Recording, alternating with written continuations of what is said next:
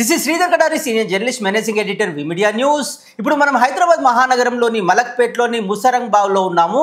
ఈరోజు మనము censor board మెంబర్గా పనిచేస్తూ అద్భుతమైన సేవలు అందిస్తున్న నటరాజ్ భట్ గారిని కలవబోతున్నాము. హైదరాబాద్ మహానగరంలోని ఒక ఉపాధ్యాయుడు, ఒక లెక్చరర్ కుటుంబంలో పుట్టి కష్టపడి చదువుకొని అమ్మ నుంచి, నాన్న నుంచి, గురువుల నుంచి స్ఫూర్తి తీసుకొని తాను అనేక ఉద్యోగాలు చేసి డీడీలో ఒక సాధారణమైన మేకప్ ఆర్టిస్ట్గా తన జీవితాన్ని ప్రారంభించి 42 సంవత్సరాలు అద్భుతమైన సేవలు అందించి చీఫ్ ఆర్టిస్ట్గా తాను పదవి విరమణ పొంది ఇప్పటికీ కూడా తాను ఆర్టిస్ట్గా అద్భుతమైన సేవలు అందిస్తున్నారు. దూరదర్శన్ చీఫ్ మేకప్ ఆర్టిస్ట్గా సాధించిన విజయాలు ఏంటి, వాటి గొప్పతనం ఏంటి, ప్రత్యేకత ఏంటి అనేది ఇప్పుడు ఆయన మాటల్లో విందాం.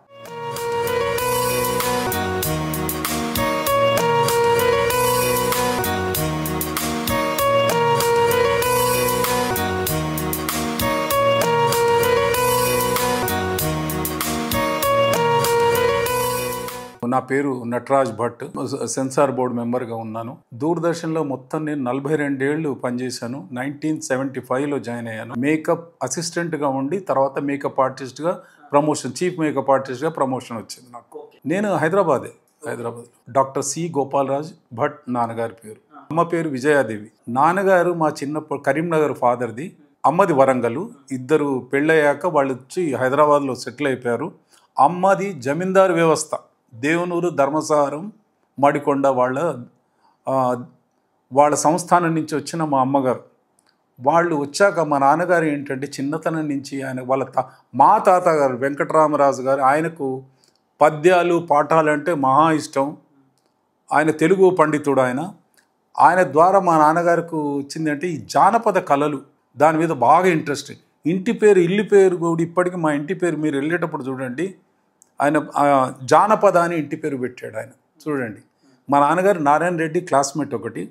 ఆయన ఇంట్రెస్ట్ ఏంటంటే ఈ ఫోక్ ఫామ్స్ను మనకున్న తెలంగాణ, ఆంధ్ర అని కాదు, ఇండియాలో ఉండే ఫోక్ ఫామ్స్ను ఒక స్టేజ్ మీద తీసుకురావాలి. వాళ్ళు ఎట్లాగంటే ఇప్పుడు ట్రైబల్స్ ఉన్నా కానీ చేసే డాన్సర్స్ అంతా ఒక పెళ్ళిళ్ళను చేసుకుంటూ వెళ్ళిపోతారు. వాళ్ళని ఒక స్టేజ్ ప్లాట్ఫామ్ మీద తీసుకొని వచ్చి వాళ్ళని ఒక దగ్గర పెట్టి వాళ్ళను స్టెప్స్ ఎట్లా ఉంటే క్యాలిక్యులేటెడ్గా నలుగురు చూసే విధంగా ప్రాక్టీస్ చేయించాడు. డాన్స్ లెక్చరర్గా music JJ school of arts Bombay నుంచి ఆయన డిప్లొమా ఇన్ పెయింటింగ్ చేశారు. ఆయన కూడా పెయింటింగ్స్, ఆయన ద్వారానే నేను పెయింటింగ్స్ నేర్చుకున్నాను. మా నాన్నగారి మ్యూజిక్ అండ్ డాన్స్ కాలేజీలో లెక్చరర్గా చేశారు. ఆయన సేవ, కష్టపడే తత్వం నాన్నగారిదే. కష్టపడాలంటే you have to work hard, అంతే. కష్టపడండి, ఎదురు చూడొద్దు, అంతే, చేయండి, నేర్చుకోండి అన్న భావన. మా చిన్నతనం నుంచి డ్రెస్సెస్, డాన్స్, జ్యువెలరీ చేయడము, మేకప్ చేయడము, కాస్ట్యూము, లైటింగ్ అన్నీ నాన్నగారి దగ్గర A to Z నేర్చుకున్నాను. డాన్స్ కూడా నేను డాన్స్లో BA చేశాను, భరతనాట్యం. మా గురుగారి పేరు ఉమారామారావు. భరతనాట్యం నేర్చుకున్న కథక్, తబలా, పర్కషన్ ప్లేయర్. నేను ఒక 10-15 ఇన్స్ట్రుమెంట్స్ ప్లే చేస్తాను నేను, పర్కషన్ ప్లేయర్. 10th క్లాస్ సుల్తాన్ బజార్ హై స్కూల్లో చేశాను. ఇంటర్మీడియట్ ఆలియా, డిగ్రీ ఏమో సిటీ సైన్స్ కాలేజ్ నుంచి చేశాను. తర్వాత BN భరతనాట్యం మ్యూజిక్ కాలేజ్ నుంచి చేశాను. డిగ్రీ ఫైనల్ ఇయర్లో నాకు మద్రాసులో జాబు వచ్చింది. వస్తే మా నాన్నకు అస్సలు ఇష్టం లేదు, నాతోనే ఉండాలి నా కొడుకు అని అంటే, లేదు నేను ఊరికే వెళ్ళేసి వస్తాను, నాకెవడు జాబ్ ఇస్తారు, మద్రాసు అంత పెద్ద ఫీల్డ్, 75, ఐఎమ్ టాకింగ్ అబౌట్ 75లో, నాకు ఊరికే వెళ్ళేసి వస్తానంటే ఏడ్చుకుంటూ మా నాన్నగారు స్టేషన్కి వచ్చాడు. అప్పుడు ఎంత టికెట్, మద్రాసు టికెట్ 32 రూపాయలు, ఇంక్లూడింగ్ బర్త్ 32 రూపాయలు. స్టేషన్కి వచ్చి నన్ను ఇంటర్వ్యూకి పంపించారు. ఆ రోజే పీతాంబరం మేము మన భానుమతి స్టూడియోకి వెళ్ళాం. మేము భానుమతి స్టూడియోకి వెళ్తే పీతాంబరం అని ఆయన ఇంటర్వ్యూ నన్ను తీసుకున్నాడు. ఇంటర్వ్యూ తీసుకొని, ఏమైనా నువ్వు వాళ్ళు ఇంటర్వ్యూకి వచ్చావు కదంటే, అవును సార్ నేను వచ్చాను, వెళ్ళి బయటికి వెళ్ళి స్వీట్ తీసుకొని రాపో అన్నాడు. నేను నాకు తెలియదు, గేట్ బయటకు వెళ్తే పక్కన ఉంటే మేడంకి ఇచ్చేయి అంటే, భానుమతి మేడంకి ఇచ్చా. అక్కడ ఒక 10 మందికి ఉంటే అందరు స్వీట్ ఇచ్చా. నువ్వు సెలెక్ట్ అయిపోయావు, ఇంటికి వెళ్ళేసి వచ్చేయి నువ్వు అంటే, నేను సెలెక్ట్ 12 మందిలో నేను సెలెక్ట్ అయిపోయా అని అంటే సంతోషం, హ్యాపీగా అయింది. మేకప్ అసిస్టెంట్గా ఫస్ట్ 5 ఏళ్ళు నేను అక్కడ మెడ్రాస్లో పనిచేశాను. బ్యాచిలర్గా ఉన్నాను, హాస్టల్లో ఉన్నాను. చాలా అంటే ఐ స్ట్రగుల్ లాట్ దేర్. మెడ్రాస్లో ఉండాలంటే బ్యాచిలర్గా కొంచెం కష్టతరమే. అయిన తర్వాత తమిళ్ నేర్చుకున్నాక వాళ్ళల్లో నేను కలిసిపోయాను. నేను మెడ్రాస్లో 75 దూరదర్శన్లో జాయిన్ అయ్యాను. మేకప్ అసిస్టెంట్గా జాయిన్ అయ్యాను. మేకప్ అసిస్టెంట్ నుంచి నేను హైదరాబాద్కు ట్రాన్స్ఫర్ అయ్యాను. మళ్ళీ ఇక్కడి నుంచి మళ్ళీ రాయ్పూర్గా వెళ్ళాను. రాయ్పూర్ నుంచి మేకప్ ఆర్టిస్ట్గా ప్రమోషన్లో హైదరాబాద్కి వచ్చాను. నేను ప్రమోషన్కి వచ్చి 2016లో నేను ఇక్కడ రిటైర్డ్ అయ్యాను మేకప్ ఆర్టిస్ట్గా, చీఫ్ మేకప్ ఆర్టిస్ట్గా. 42 years సర్వీస్ నాది మొత్తం. నేను అనుకోలేదు నేను అవుతానని కాదు, ఊరికే సరదాగా పోయినా నన్ను ఎవరు తీసుకుంటాడు, అంత సినిమా ఇండస్ట్రీ వాళ్ళు ఉంటారు, అంత పెద్దవాళ్ళు ఉంటారు, నన్ను ఎక్కడ సెలెక్ట్ చేస్తారని నా హిస్టరీ అడిగి నా వర్క్ చూసి అక్కడ ప్రాక్టికల్ వర్క్ కూడా అయింది చూసేసి అని అక్కడేమీ చెప్పలేదు. భానుమతి స్టూడియో గారి ఆ మేడం దగ్గరకు వచ్చాక అక్కడ తెలిసింది నువ్వు సెలెక్ట్ అయిపోయావని. Then I have joined. చిన్నప్పుడు ఎన్టీ రామారావు గారితో యాక్ట్ చేయాలనుకున్నాను. జాబు అని అంటే నాకు భయం వేసింది. ఏంటంటే 10th క్లాస్ పాస్ కాగానే నాకు మలేరియా డిపార్ట్మెంట్లో ఇంటింటికి వెళ్ళి సంతకాలు పెడతారు కదా, ఆ జాబ్ ఇస్తానని మాకు మా రిలేషన్ డైరెక్టర్ ఉండి, నువ్వు అవుతావే నాలాగే నువ్వు కూడా అయిపోతావు అని అంటే, నేను ఇంటింటికి పోయి సంతకం ఏం పెట్టాలి గోడల మీద, నేను చేయనని చెప్పేసి మా ఫాదర్ వెళ్ళరా సార్ దగ్గరికి వెళ్ళి కలువురా అంటే నేను వెళ్ళేసి నా దారి నేను ఎత్తుకున్నాను. నేను మా నాన్నగారికి అసలు ఇష్టం లేదు, ఆయన కానీ నేను వెతుక్కుంటూ నేను నా దారిలో నేను వెళ్ళి, తర్వాత ఆయన కూడా ఏంటంటే ఇదే మీడియా కాబట్టి ఆయన సపోర్ట్ చేశారు ఫాదర్. రిటైర్డ్ కాకుండా నేను జాబ్లో ఉన్నప్పుడు ఏంటంటే నేను డ్యూటీ చేసుకుంటూ నా జిఆర్ మినీ స్టూడియో అని నేను ఓన్గా స్టార్ట్ చేసి పోర్ట్ఫోలియో అంటే ఒక హీరో కానీ హీరోయిన్ కానీ ఒక తండ్రి పాత్రలో ఉన్న పిల్ల పాత్రల్లో ఉన్న ఎవరైనా కానీ ఒక సినిమా రంగానికి కానీ ఏ రంగానికి కానీ రావాలంటే కొన్ని ఫొటోస్ కావాలి, కొన్ని క్లోజప్ లాంగ్ షాట్. మేము ఏంటంటే 50-60 అట్లా తీసేవాళ్ళం. తీసి వాళ్లకు 5-6 ఫొటోస్ ఇచ్చేవాళ్ళం. నా భార్య పేరు శారద, నా కూతురు పేరు నిఖిత, నా కొడుకు పేరు నిఖేత్. కొడుకు HSBCకి వైస్ ప్రెసిడెంట్, కూతురు సింగపూర్ సిటిజన్ అయింది. తను కూడా సింగపూరు కంట్రీ వాళ్ళ జాబ్ చేస్తుంది, స్టేట్ గవర్నమెంట్ జాబ్ ఉంది. అల్లుడు వీసా కంపెనీ తెలుసు కదా, వరల్డ్ వీసా కంపెనీకి ఆయన మంచి పోస్ట్లో సింగపూర్లో ఉన్నారు. వెల్ ఆఫ్, వాళ్ళకి 2 పిల్లలు సెటిల్. నికేత్ కొడుకు HSBCకి వైస్ ప్రెసిడెంట్, కోడలు అపూర్వ, వాళ్ళిద్దరు ఇక్కడే US బేస్డ్ కంపెనీకి తన జాబ్ చేస్తుంది. నేను సాధించిన విజయాలు ఏంటంటే మా కుటుంబంలో ఫస్ట్ ప్రథమంగా మా నాన్నగారికి, మా అమ్మగారికి, తర్వాత పెళ్ళయ్యాక మా ఆవిడకు, దాంతోపాటు మా పిల్లలకు కూడా వర్తిస్తుంది. అది వాళ్ళందరికీ నా సహకారం కానీ నేను సాధించిన విజయం కానీ వాళ్ళందరూ నా దాంట్లో బాధ్యులే. నేను దీన్ని అంకితం చేస్తున్నాను. ఇక్కడనే అవుతాయి మనకు తెలుగు సినిమాల్లో, ఇక్కడ తీసే తమిళ్ తెలుగు ఏ సినిమా డబ్బింగ్ అయినా ఇక్కడనే అవుతాయి. బాధ్యత అంటే సెన్సార్ బోర్డులో మెంబర్స్ ఉంటారండి, 4, 2 లేడీస్ ఉంటారు, 2 జెంట్స్ ఉంటారు. సెన్సార్ బోర్డు తరఫున ఒక ఆఫీసర్ ఉంటారు. మాకు లోపలికి వెళ్ళే ముందు మా సెల్ ఫోన్లు తీసుకుంటారు. మేము లోపలికి వెళ్ళాక మేము ఏ సినిమా చూస్తున్నాం, స్క్రీనింగ్ ఏది చేస్తున్నాం తెలియదు. మేము కూడా సైలెంట్గా ఉంటాం, సినిమా చూస్తాం, ప్రొడ్యూసర్లను పిలుస్తాము, ఆ సినిమా గురించి డిస్కషన్ అవుతుంది, మంచి చెడులని మాట్లాడతాము. ఏదైతే ప్రజలకు భిన్నంగా ఉంటాయో ఆ సీన్లని ఎత్తేయమంటాము, వాళ్ళు కూడా ఒప్పుకుంటారు. A certificate, U certificate, it's all depending on the cinema. అంటే కొంచెం మొదటి నుంచి నేను అనుకున్నా, ఎందుకంటే మా మేనమామ Birdaraju Ramaraju, head of the department Telugu, ఆయన చిన్నతనంలో దసరా బుల్లోడు సినిమా తీసుకెళ్ళిండు. అప్పుడు నాకు మనసులో ఉండే ఇది ఒకటి, మేమంతా ఫ్యామిలీ వెళ్ళేవాళ్ళం. అప్పట్లో మామగారు, సెన్సార్ బోర్డు, దాసనారాయణరావు అన్న అవగాహన నా బ్రెయిన్లో ఉంది, కానీ అయితానని అయితే నేను అనుకోలేదు, ఎప్పుడు అనుకోలేదు. ఎక్సలెంట్ బాగా అనిపిస్తుంది, ఆనందం ఉంది. ఎందుకంటే నేను సినిమా ప్రపంచం నుంచి వచ్చిన వ్యక్తిని, బాలచందర్ పెద్ద వాళ్ళతో కలిసి సినిమా రంగంలోకి రావాలనుకున్న వ్యక్తిని కాబట్టి నేను ఆనందాన్ని పొందుతాను. నేను సినిమా తీసినా, మేకప్ చేసి, ఫోటోగ్రఫీ చేసి, ఏది చేసినా కానీ సినిమా ప్రపంచంలోకి వెళ్తే నేను ఐ ఫీల్ వెరీ హ్యాపీ. దగ్గర 100 వరకు చూసే ఉంటా. సినిమాలో ప్రజలకు ఏ కులం వాళ్ళకైనా కానీ, ఏ కాస్ట్ వాళ్ళకైనా కానీ చిన్న పెద్ద తేడా లేకుండా, ఒక ఎక్కువ చంపడాలు కానీ, బ్లడ్ షెడ్ కానీ, ఇప్పుడంటే ప్రస్తుతం సినిమాల్లో అన్ని విభాగాల్లో అన్నిట్లా ఇప్పుడు ఎట్లా ఉంటుందంటే, సినిమా ప్రజల టేస్ట్ని బట్టి సినిమాని తీస్తారు. ఒక సినిమా హిట్ అయిందంటే దాన్ని బట్టి ఇంకో 10 సినిమాలు వస్తాయి. కాబట్టి ప్రజల టేస్ట్ మారిపోయింది, మొదట్లాగా లేదు, ఇప్పుడు మారిపోయింది. కాబట్టి దాంట్లో ఒక చెడు అనేది ఉండొద్దు, వల్గారిటీ ఉండకూడదు. స్త్రీల మీద కానీ, పిల్లల మీద కానీ, చిన్నపిల్లలు చూసే సినిమానా, ఇది పెద్దవాడు అడల్ట్స్ చూసే సినిమాని, దాన్ని బైఫర్కేట్ చేస్తూ నచ్చని సీన్లను అన్నీ తీసేస్తూ ప్రొడ్యూసర్లతో మాట్లాడి, మా కన్సర్న్ ఆఫీసర్ ఉంటాడు, ఆయనతో కూర్చొని మాట్లాడిన తర్వాతనే దానికి సర్టిఫికేట్ ఇవ్వబడుతుంది. అంటే నేను ఒక్కడనే కాదు కదా, 4 ఉంటాం మేము. 2 స్త్రీలు ఉంటారు, మేము 2 ఉంటాం. కూర్చున్నప్పుడు ఏంటంటే వి డిస్కస్ ఇది మంచిది, ఇది చెడు కాదు, మీరు ఆలోచించారంటే 90% of the producer they except. వాడు ఒప్పుకుంటారు వాళ్ళు, కాదండి ఇది బాగుండదు, రేపు మీకు సినిమాకి ఏదైనా ప్రాబ్లం అవుతుంది అని అంటే వాళ్ళు ఒప్పుకుంటారు. సరే అని ఒప్పేసుకొని ఆ సీన్లన్నీ కట్ చేసి లిస్ట్ వస్తుంది. లిస్ట్ వచ్చాక వాళ్ళు అవి ఆ కట్టింగ్లతో సబ్మిట్ చేసిన తర్వాతే సర్టిఫికెట్ ఇస్తారు వాళ్ళు. మాకు ప్రొడ్యూసర్లకు ఎట్లాంటి ఏ సినిమా చూస్తున్నా మాకు తెలియదు. థియేటర్కి వెళ్ళిన తర్వాతే ఓ తెలుగు తమిళ డబ్బింగ్ అనేది తెలుస్తుంది. కాబట్టి సినిమా వాళ్ళతోని బయటకు వచ్చాక అల్లలో బాగుంది బాగాలేదు అంతవరకు నమస్తే అంటే వెళ్ళిపోతాం అంతే. నేను ఒక్కడిని కాదు, ఇప్పుడు బైలాస్ చట్టాలు అనేది ఢిల్లీ నుంచి ఉన్నాయి. మన చట్టాలు కొన్ని మారాలి, కొన్ని ఇంకా ఇట్ విల్ టేక్ టైం, కొంత చేంజ్ అవుతూ వస్తుంది. ఇంటర్నేషనల్ స్టాండర్డ్స్ అన్నీ మన ఇండియాలో కూడా వస్తున్నాయి. ఇంకా కొన్ని రోజులు అయితే మంచి మంచి చట్టాలు కూడా వస్తాయి. ఇప్పుడు మనకు యూట్యూబ్లో కొన్ని సినిమాలు, నెట్ఫ్లిక్స్ కానీ ఇట్లాంటి వాటికి కూడా కొన్నిటికి సెన్సార్ రావాలి. వాటికి ఇదే సెన్సార్ కాకుండా వాళ్ళు సర్టిఫికేట్ లేకుండా సినిమాలు రిలీజ్ అవుతుంది. దాని మీద కూడా ఒక సెన్సార్ కమిటీ లాంటిది ప్రభుత్వం కల్పిస్తే ఇంకా బాగుంటుందని నేను ఆశిస్తున్నాను. ఎస్, డెఫినెట్లీ మోడీ గారు, నేను కూడా అభిమానినే. ఆయన చేసే పనులన్నీ కూడా నచ్చుతున్నాయి.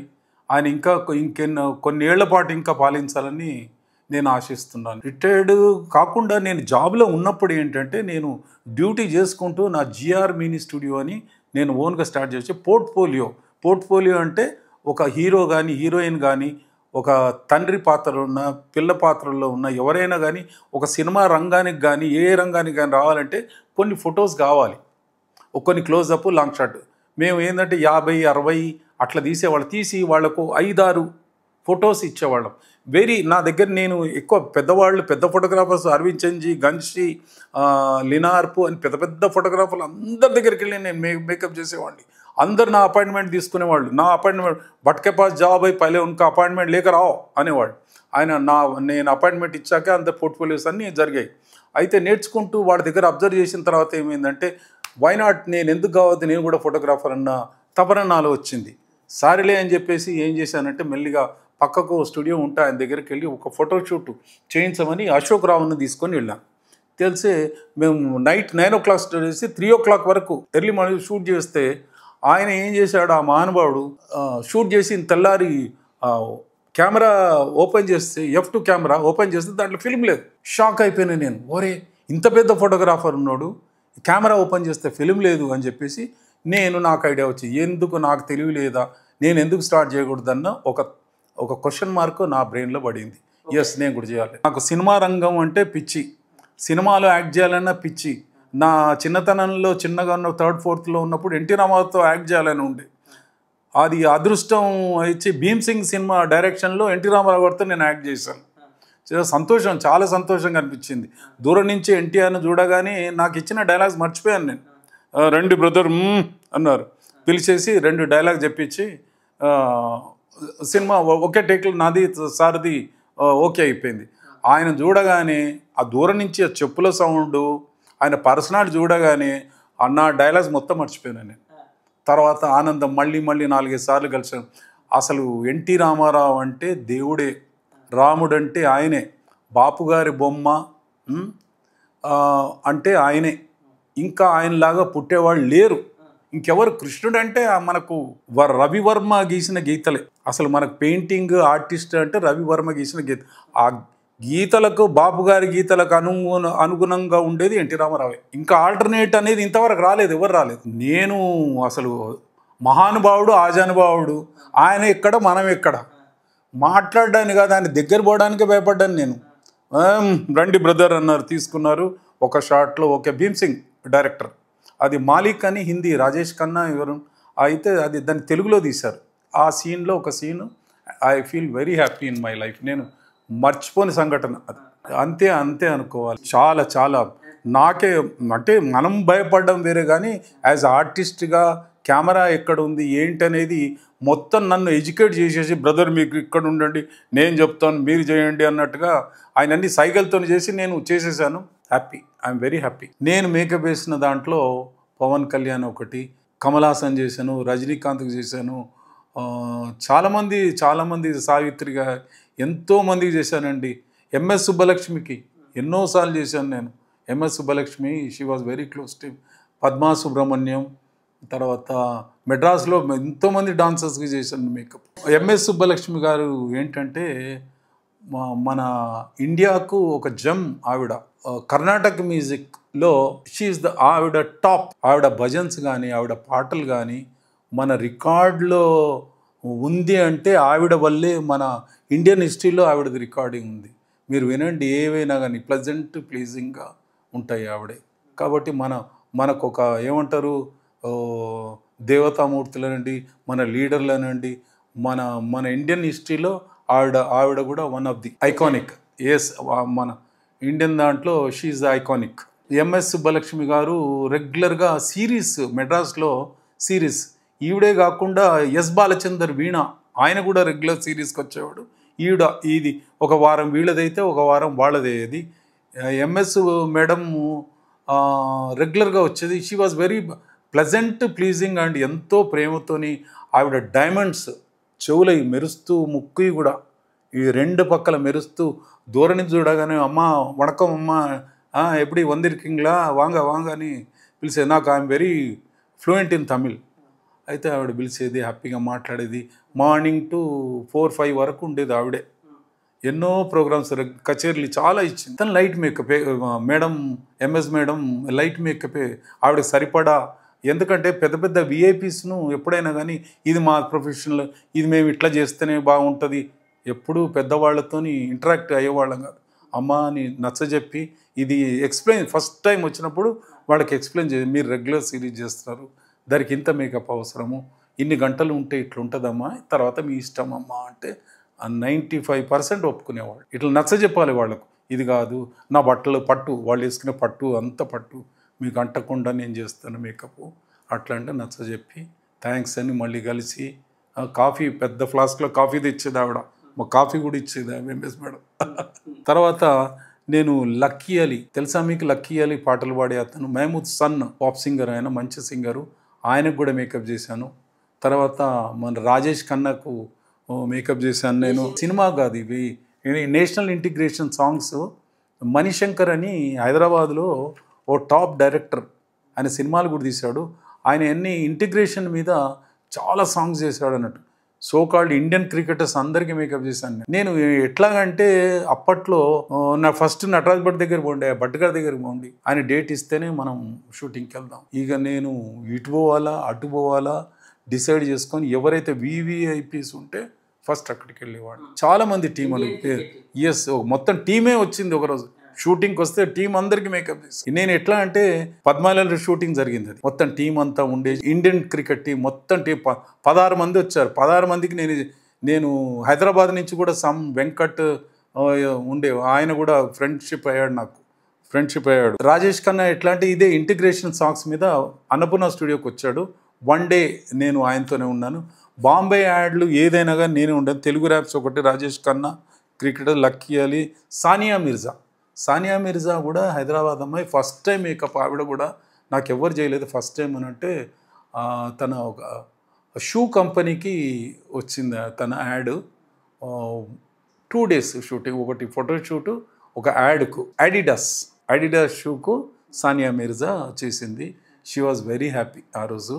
ఒక 1 day 2 days తర్వాత మా బాబు కూడా క్రేజ్ ఉంటే ఫోన్ చేయించి మా బాబుతో మాట్లాడిస్తే, నువ్వు ఇది ఫలానా ఏదో సమ్ పాయింట్అవుట్ చేశాడు మా బాబు, ఐసా సప్యనత ఏవి దేఖతే క్యా బచ్చే అని ఆవిడ అంటే, my son has given the suggestion to Sania Mirza. అయితే ఆవిడ కూడా హలో హాయ్ మంచి రెస్పాన్స్ ఇచ్చి, వాళ్ళ మదర్, వాళ్ళ ఫాదరు, వాళ్ళ సిస్టర్ అందరూ ఫ్రెండ్షిప్ అయ్యారు అప్పట్లో. గొప్పదనే ఉంది, అంత మంచి ఒక ప్లేయర్, ఇంటర్నేషనల్ స్టాండర్డ్ ఉన్న వ్యక్తి మన దగ్గర ఉందంటే we should feel very happy. Height tennis player, అంత మంచి పర్సనాలిటీ, ఎన్నో సినిమా ఛాన్సెస్. అప్పుడే చెప్పింది నాకు, సినిమా మే యాక్టింగ్ కే లియే ఆ రహా హై, లేకిన్ I'm not giving importance to the films, నేను ప్రాక్టీస్ దీంట్లోనే ఉన్నాను. జాగ్రత్త అంటే కొంచెం ఫేస్లో స్కిన్ అంత స్మూత్గా లేకుండే అప్పుడు.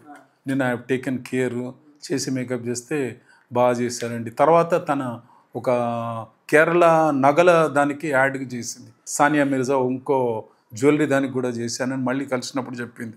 నెక్స్ట్ ఫస్ట్ మీరు మేకప్ చేశారు, తర్వాత నెక్స్ట్ నేను ఇట్లా యాడ్లో చేశాను అని చెప్పింది నాకు. కానీ ఈ షూది, మా అడిడాస్ది మాత్రం షూ నేను వెళ్ళి పోస్టర్లు చూసుకున్నాను, పేపర్లో చూశాను, టీవీ సినిమా థియేటర్లో యాడ్లు కూడా చూశాను నేను ఐ ఫీల్ వెరీ హ్యాపీ. నేను ర్యాప్ సాంగ్స్ గురించి చెప్పాలంటే ఫస్ట్ టైము ఈ బాబా సైగల్ మన ఇండియాకు ర్యాప్ సాంగ్స్ని తెచ్చింది బాబా సైగల్. ఆయన తెలుగు వర్షను కుమార్ అని హైదరాబాద్ అతనే పాడి ఆయన చాలా బాగా హిట్ అయినాయి ఆ సాంగ్స్ అప్పట్లో. అయితే నేను దాని రైట్స్ బాంబే వాళ్ళ దగ్గర రైట్స్ తీసుకొని ఒక 11-12 సాంగ్స్ను 4 ఎపిసోడ్గా చేసి దాన్ని హైదరాబాద్లో ఉండే మోడల్స్లందరినీ ఇంక్లూడింగ్ సుమా, దాంట్లో సుమాను కూడా ఇంట్రొడ్యూస్ చేసింది నేనే.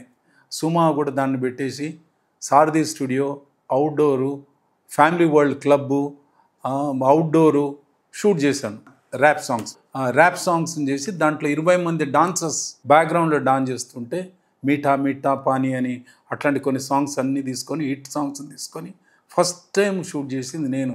సాంగ్ షూట్ చేసిన తర్వాత ఎవరిని అడిగినా ఛానళ్ళు లేవు అప్పట్లో, ఎవరు తీసుకోవడం లేదు.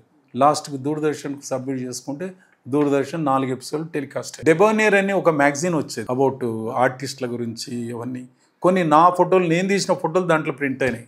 అప్పుడు ఫస్ట్ టైం ఇంటర్నేషనల్ స్టాండర్డ్ ఉండే ఒక బుక్లో అమ్మాయి వచ్చింది అన్నట్టు నా దగ్గరకు. ఒక అమ్మాయి మోడల్ వచ్చి, సార్ నా ఫోటోషూట్ కావాలి, ఎవరమ్మా నీ ఫొటోస్ ఎవరు కావాలని అంటే ఒక ఫోటోగ్రాఫరు ఆయన డెబోనియర్కు ఆయన నీ పబ్లిసిటీ గురించి మీ ఫొటోస్ ఇస్తున్నారు కాడిగారు అని అంటే సరే అని ఆయనే నాకు ఫోన్ చేశాడు. నటరాజ్ నువ్వు తీసిన ఫొటోసే బాగున్నాయి, నేను షూట్ చేయలేను. అరవింద్ చెంజి ఫోటోగ్రాఫర్ అప్పుడు, అరవింద్ చెంజి చెప్పాడు. ఆయనే నాకు ఫోన్ చేసి లేదు నువ్వు తీసినవి బాగున్నాయి, నేను తీస్తే 3-4 డేస్ అంతా ఎవడనే గుడ్ జాబ్ బాగా తీసావు అని ఆ బుక్లో వేశారు నా ఫొటోస్. నేను ఫస్ట్ టైం ఒక ఇంటర్నేషనల్ స్టాండర్డ్ మ్యాగజైన్లో వచ్చాయని I felt very happy. Ramoji Rao గారు గురించి చెప్పాలంటే ఈనాడు వసుంధర పేజ్లో ఫ్యాషన్ కాలంను దగ్గర 15 ఏళ్ళు నడిపించాను. మోడల్స్ నా స్టూడియోలో షూట్ చేసేవాడిని.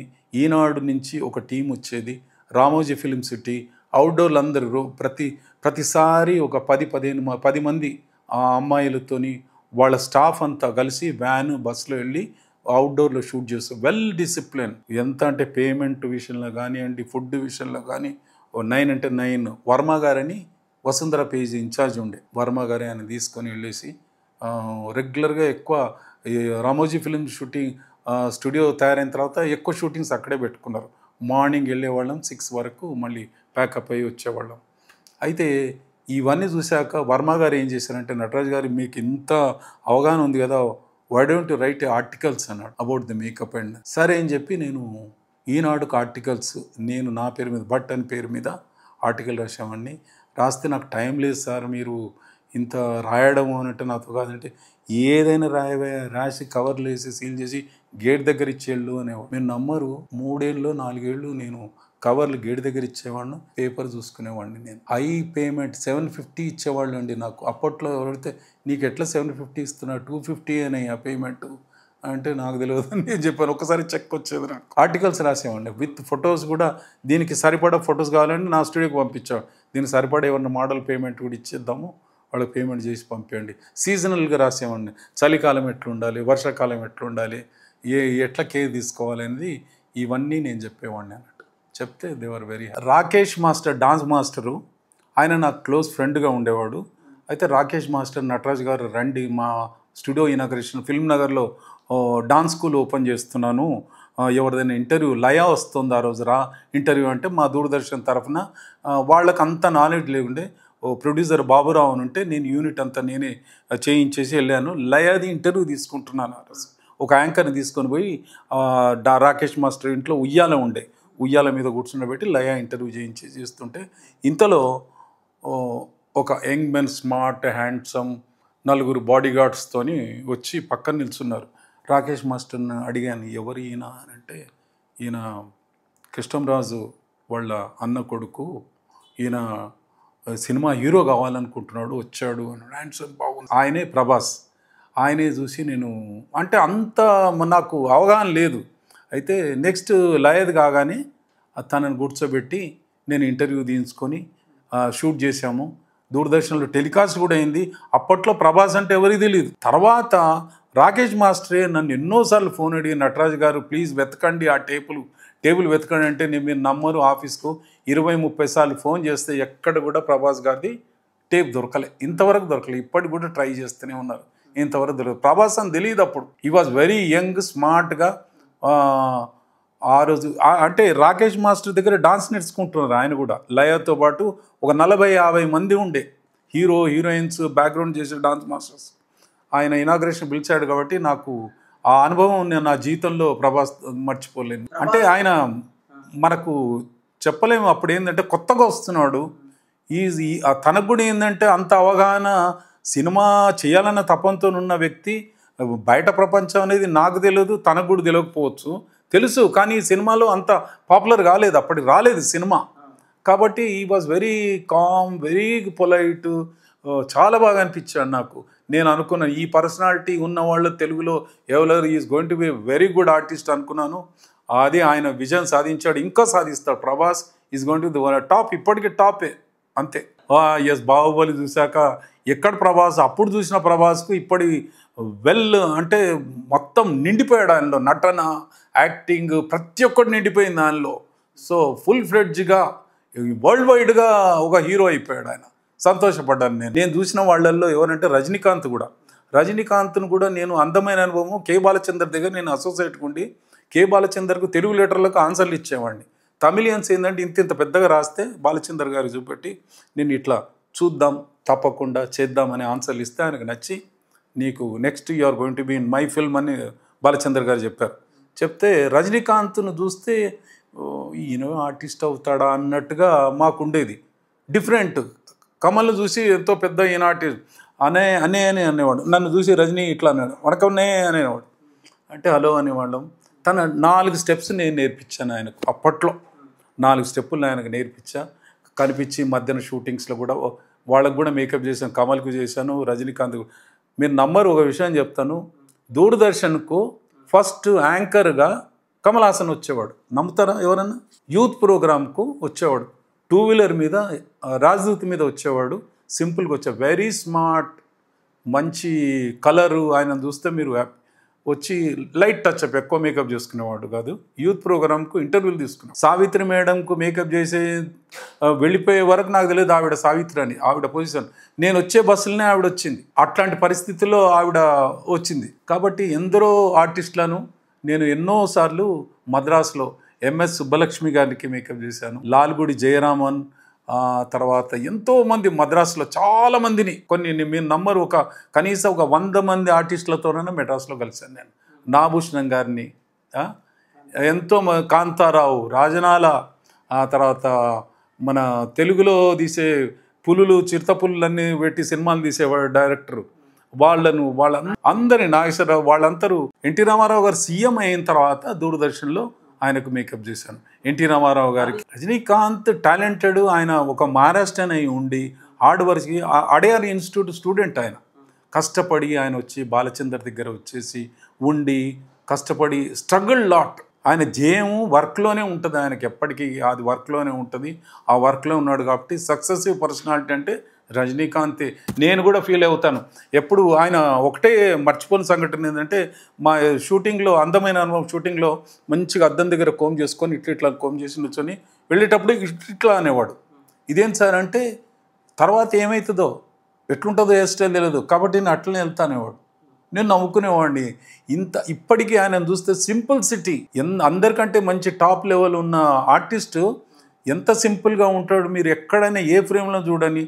నేను ఆయన చూసి చాలా నేర్చుకున్నాను. తెలుగులో కూడా ఉన్నారు 2-3 డైరెక్టర్స్, వాళ్ళు సింపుల్గా ఉంటారు, అవుట్పుట్ చాలా బాగుంటుంది. అది ఐ వాంట్ దట్. డైరెక్టర్స్ అంటే కనబడొద్దు, ఎవరు కూడా పనితనాన్ని చూపెడితే అందరూ లైక్ కమల్ హాసన్. ఆయనలో ఉన్న టాలెంటు, అబ్జర్వేషన్, డాన్స్, పాడగలడు, నటన. వాళ్ళ ఫ్యామిలీలో కూడా వాళ్ళ అన్న, వాళ్ళందరూ, సిస్టరు, వాళ్ళంతా. ఆయన చిన్నప్పటి నుంచి డ్రామా ఆర్టిస్ట్. ఆయన చిన్నతనంలో ప్లేలు చేసేవాడు, చేసుకుంటూ చిన్నతనంలో డ్రామాలు చూసి చేసేవాడు. ఫస్ట్ ఒక గ్రూప్ డాన్సర్గా వచ్చేసి బాలచందర్ గారు చూసి, కే బాలచందర్ గారు చూసి ఆయనను సినిమా ఇండస్ట్రీకి అబ్జర్వ్ చేసుకున్నాడు. మచ్ మన ఇండియాలో చెప్పాలంటే సినిమాలో ఏంట్రా నువ్వు కమల్ హాసన్ కానీ ఇప్పుడు సినిమాలో చెప్తున్నారు. Is talented. అంత టాలెంట్ ఉన్న వ్యక్తులు చాలా తక్కువ ఆర్టిస్టులు ఉంటారు. ఏదో వచ్చామో కదా, ఈ స్టిల్ ఆయన వర్క్ క్రియేటివిటీ అని ఉన్న ఆర్టిస్ట్ అంటే కమల్ హాసనే అనిపిస్తుంది నాకు. బాలచందర్ చెప్పాను కదా ఇందాక, నేను నా రూమ్మేట్ రాజప్ప అని ఉండేవాడు, మేమంతా బ్యాచిలర్ రూమ్స్లో ఉండేవాళ్ళం మెడ్రాస్లో. ఆ రూమ్కు మీరు నమ్మరు, ఇళయరాజా కూడా మా రూమ్కి వచ్చి వెళ్ళేవాడు. ఎందుకంటే మా రూమ్లో ఒక అతను రేడియో నుంచి అతను కూడా ఉండేవాడు. ఆయన గురించి ఇళయరాజా తర్వాత 5 ఏళ్ల తర్వాత చెప్పారు, ఆయన ఇళయరాజా రా అని చెప్పారు. ఆయన వైట్ ధోతి షర్ట్తో వచ్చేవాడు. అయితే బాలచందర్ గారు ఏంటంటే నా రూమ్మేట్ ద్వారా నేను కే బాలచందర్ గారికి పరిచయం చేశాడు. ఎన్న సార్ ఈమె తెలుగు సార్ అని అంటే, ఓ తెలుగా అన్నాడు. అవును సార్ అంటే, ఒక వర్క్ చేస్తావా నాది అంటే, సార్ ఏం చెప్పండి అంటే, నాకు వచ్చే ఉత్తరాలు రాజప్పకి ఇచ్చాను, వాడితో కావడం లేదు, యూ టేకప్ అని అంటే, నేను వెళ్ళి మన్ని వర్కౌట్ చేసి ఆ తెలుగు పదాలన్నీ తీసేసి అన్నీ రాసేసి ఆయన దగ్గరికి ఒక 5 సార్లు తీసుకెళ్ళి లెటర్ చూపిస్తే చాలా సంతోషపడ్డాడు. ఫస్ట్ టైం బాలచందర్ గారి తెలుగులో సంతకాన్ని నేర్పించింది నేను. సంతకాన్ని కే బాలచందర్ అని తెలుగు రాయించేసి కింద ఇట్లా గీత కొట్టి చుక్కలు పెట్టి చూశాడు. ఆయన మనసులో ఒక్కసారి ఇట్లా నొక్కిచ్చి ఆయన అనుకున్నాడు, నేను అనుకున్నా, నాకు డెఫినెట్గా ఒక సినిమా ఛాన్స్ వస్తుంది అనుకున్నాను నేను ఇంతలోనే హైదరాబాద్ ట్రాన్స్ఫర్ అయిపోయిన పాపం ఆయన ఈజ్ నో మోర్ గాడ్.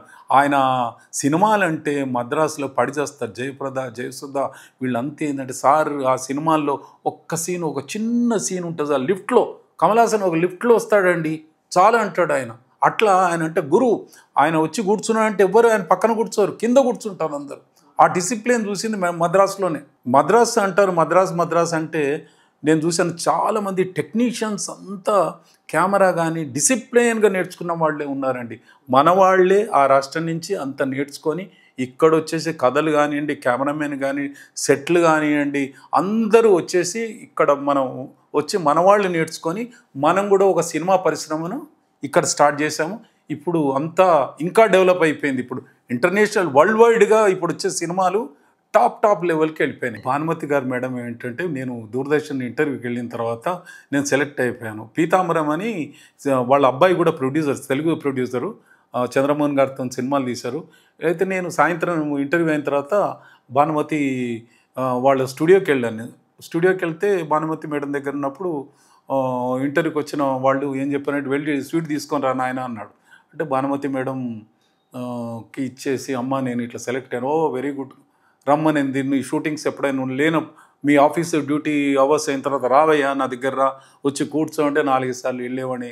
అక్కడ చాలామంది ఆర్టిస్టులను నాకు ఇంట్రడ్యూస్ చేసింది మేడం.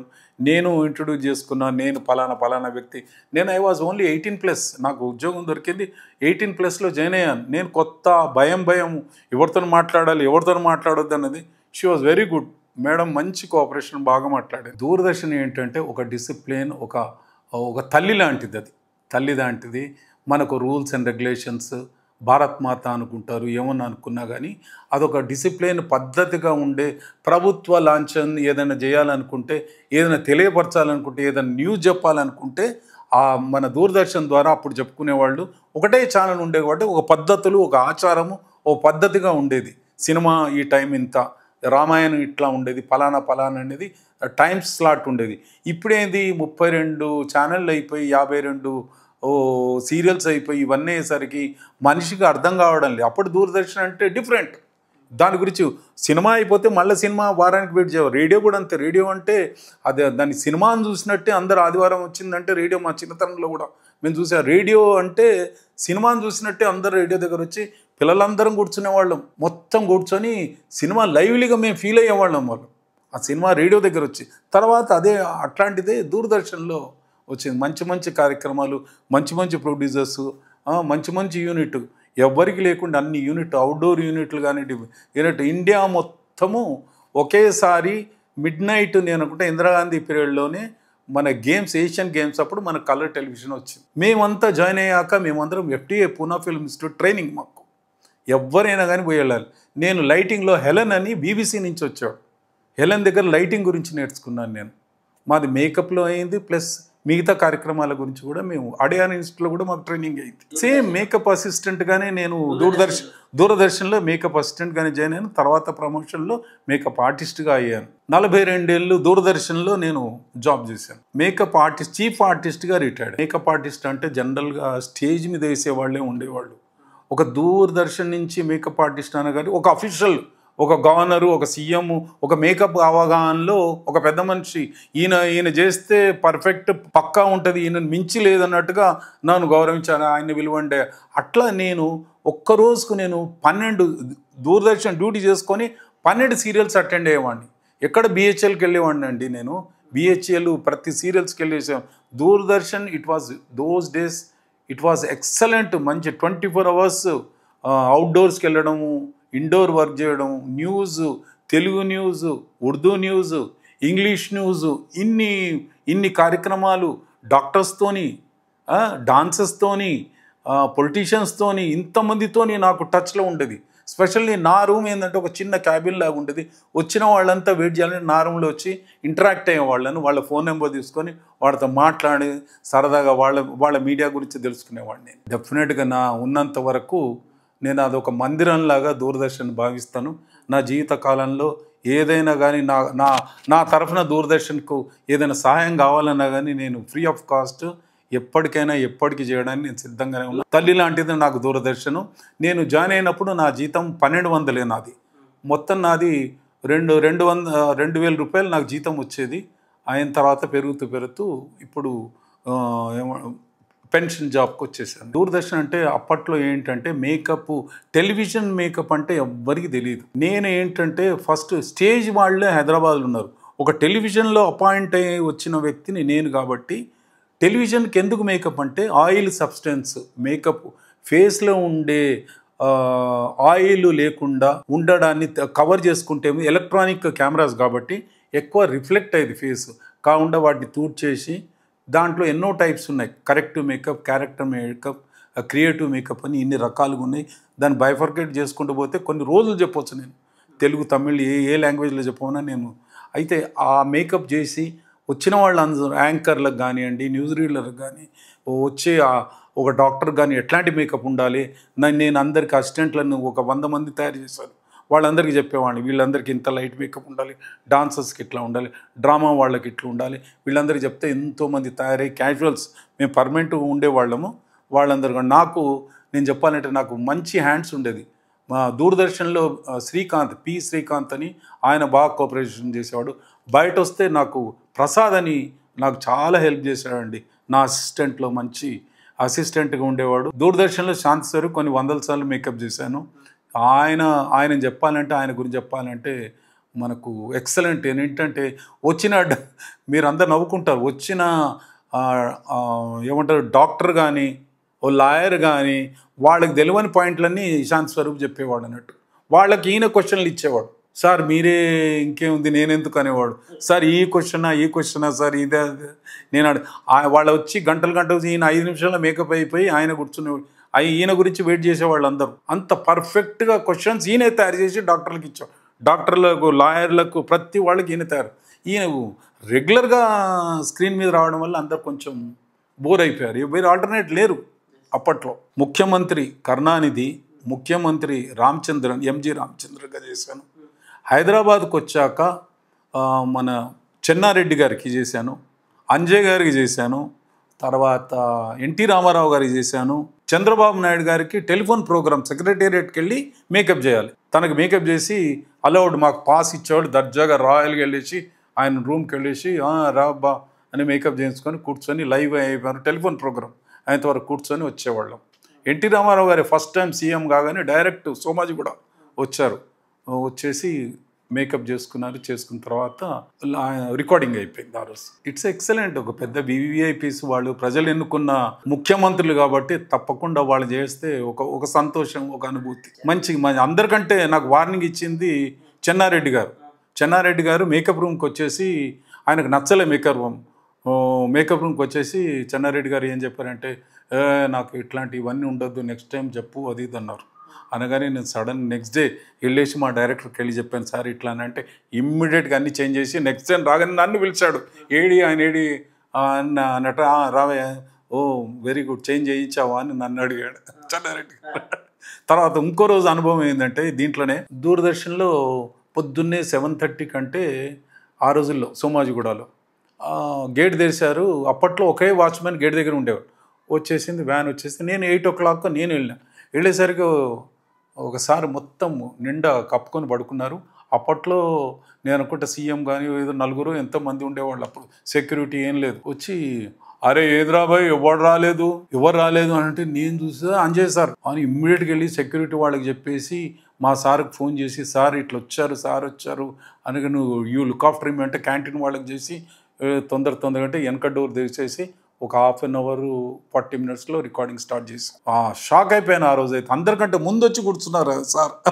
వచ్చి కూర్చుంటే నేను షాక్ అయిపోయాను. ఇదేంటి ఇంత పొద్దున వచ్చారు, నన్ను రమ్మన్నారా భయ్ నేను పొద్దున్నే వచ్చేసిన అని. తర్వాత ఇక అంత హ్యాపీగా ఆ రోజు రికార్డింగ్ అయిపోయింది. నేను మర్చిపోలేని సంఘటన. టీవీ సీరియల్ మువ్వ అని ఒక సీరియల్ రాశానండి నేను. అది గురు శిష్య రిలేషన్ మీద బేస్డ్ ఆన్ డాన్స్. ఎందుకంటే నేను భరతనాట్యంలో డిగ్రీ చేశాను, ఫోక్ డాన్సెస్ నేర్చుకున్నాను, అన్ని కథక్ నేర్చుకున్నాను, అన్ని డాన్సెస్ నాకు టచ్లో ఉన్నాను. అప్పుడు గురు శిష్య రిలేషన్ మీద మువ్వ అంటే బేస్డ్ ఆన్ డాన్స్ మీద రాశాను. రాసి ఆ సీరియల్ నేను సిటీలో ఎంతో తిరిగానని దాన్ని పట్టుకొని తిరిగితే ఎవరైనా ప్రొడ్యూసర్ నేను I'm not suppose to do a serial being employee అని ఎంతోమందిని అడిగానండి. ఎవ్వరు ఈటీవీ లేదు అప్పటికి. అడిగితే వాళ్ళందరూ ఎవరు కాదన్నారు. లాస్ట్గా నేను మెడ్రాస్కి వెళ్ళి నారాయణన్ అని 7 ఛానల్ నారాయణ్ అని ఆయన రిక్వెస్ట్ చేస్తే ఆయన ప్రొడ్యూస్ చేశాడు. సీరియల్ చేసి నేను కూడా ఉన్నాను. దానికి 5 నంది అవార్డులు వచ్చాయి. The best camera, the best, the కథ, అన్నిటికీ 5 అవార్డులు వచ్చాయి. నెక్స్ట్ దానికి సమత అని నేను తీశాను ఒకటి. సమత దానికి సుమాకు ఉత్తమ నటి, ఉత్తమ సాయ నటి పద్మకు అవార్డు, 2 నంది అవార్డులు వచ్చాయి. నా దగ్గర కథలు ఉన్నాయండి.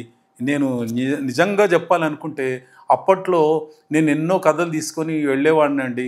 నన్ను కూర్చోబెట్టేసి టీ తాగిచ్చి నన్ను ఏదో మాటల్లో పెట్టేసి నా కథలన్నీ తీసేసుకొని సినిమాలు చూసి ఏడ్చేవాడిని. టీవీ సీరియళ్ళు నా టైటిల్స్ సబ్ టైటిల్స్తో 3-4 సీరియల్స్ వచ్చాయండి నాయి. అప్పటి నుంచి బాధ ఉంది, ఎవరికి కథ వినిపించాలన్న భయం. కథలు ఉన్నాయి నా దగ్గర, ఎన్నో కథలు అల్లుకొని నా మనసులో ఉన్నాయి. పేపర్ మీద పెట్టి నలుగురికి ఇస్తే వాడు ఆ కథను కొట్టేస్తాడన్న భావన నాలో మనసులో ఉంది. అందుకే ఇప్పుడు కథలు మారిపోయినాయి. అప్పటి కథలు వేరు, ఇప్పటి కథలు వేరు. కాబట్టి ఇప్పుడు తూచా తప్పకుండా ఏంటంటే ఇప్పుడు తీయాలనుకుంటే ఎన్నో ఛానల్స్ వచ్చాయి, ఎంతో ఓటీటీలు వచ్చాయి. ఇప్పుడు అర్థం కావడం లేదు. ఇప్పుడు ఏం చేస్తే బాగుంటుంది, ఎట్లా రావాలన్న తపంతో నా దగ్గర కొన్ని కథలు ఉన్నాయి.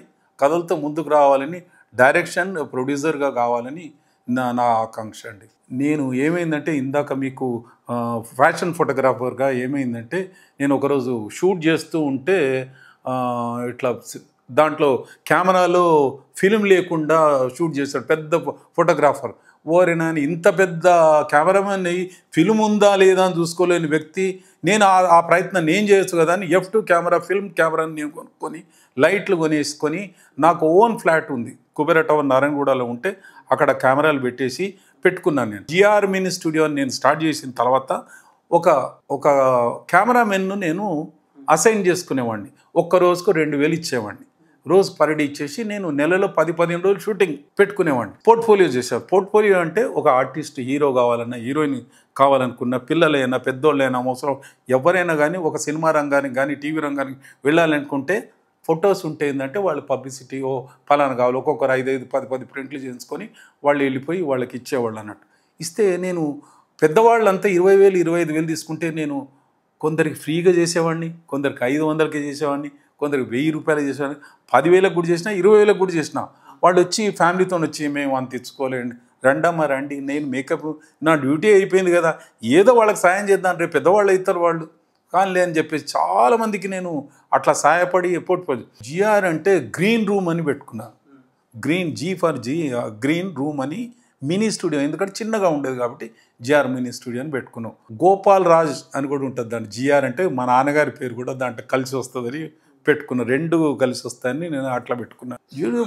పోర్ట్ఫోలియో చేశాను, నేను యాడ్లు చేశాను, క్యాలెండర్లు చేశానండి. అసలు నేను ఫోటోగ్రాఫర్ కావడానికి కారణం ఇప్పుడు చెప్తాను నేను. అయితే నా దగ్గర ఒక ఆన్సరింగ్ మిషన్ ఉన్న ఫోన్ ఉండేది. నా దగ్గర 3 అసిస్టెంట్లు ఉండేవాళ్ళు. ఒక అసిస్టెంట్ వచ్చేసి మాట్లాడాడు. మా వాడు తర్వాత ఈ ఫోటోగ్రాఫర్ మాట్లాడుకున్నది మొత్తం రికార్డింగ్ చిన్న టేప్లో. మీ సార్ ఏంట్రా, నేను ఫోటోగ్రాఫర్, నేను మీ మేకప్ చేస్తాడు అది చేస్తాడు కానీ ఫోటోలు తీసేది నేనే, నా వల్లనే మీ ఫోటోలు అన్నీ వస్తాయి, ఆయనకు డబ్బులు వస్తున్నాయి అన్నాడు. కట్ ఆయన తీసేసి నేను అప్పుడే అదే రోజు రాత్రి వెళ్ళేసి కెమెరా కొనుక్కొని లైట్లు కొని మొత్తం 70,000 పెట్టి కెమెరా అవన్నీ కొనుక్కొని క్యాలెండర్ ఫస్ట్ నాకు ఆర్డర్ వచ్చింది, క్యాలెండర్.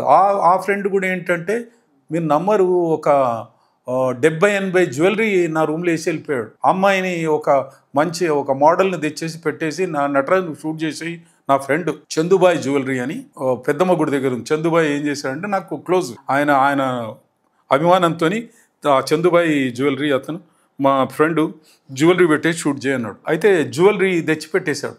పెట్టగానే నేను నా ధైర్యంతో కొన్ని ఫోన్ చేసి కనుక్కున్నాను, ఎట్లా ఏమైనా డౌట్స్ ఉంటే క్లియర్ చేసుకొని షూట్ చేశాను. Success photographer. అంతే, ఆ రోజు నుంచి నేను ఫోటోగ్రాఫర్ని అయిపోయాను. చేయడం డైలీ ఎవ్రీ డే దొరికింది. ఫ్రీ రండిరా, ఎందుకంటే నాకు ప్రాక్టికల్ ఎక్స్పీరియన్స్ కావాలి.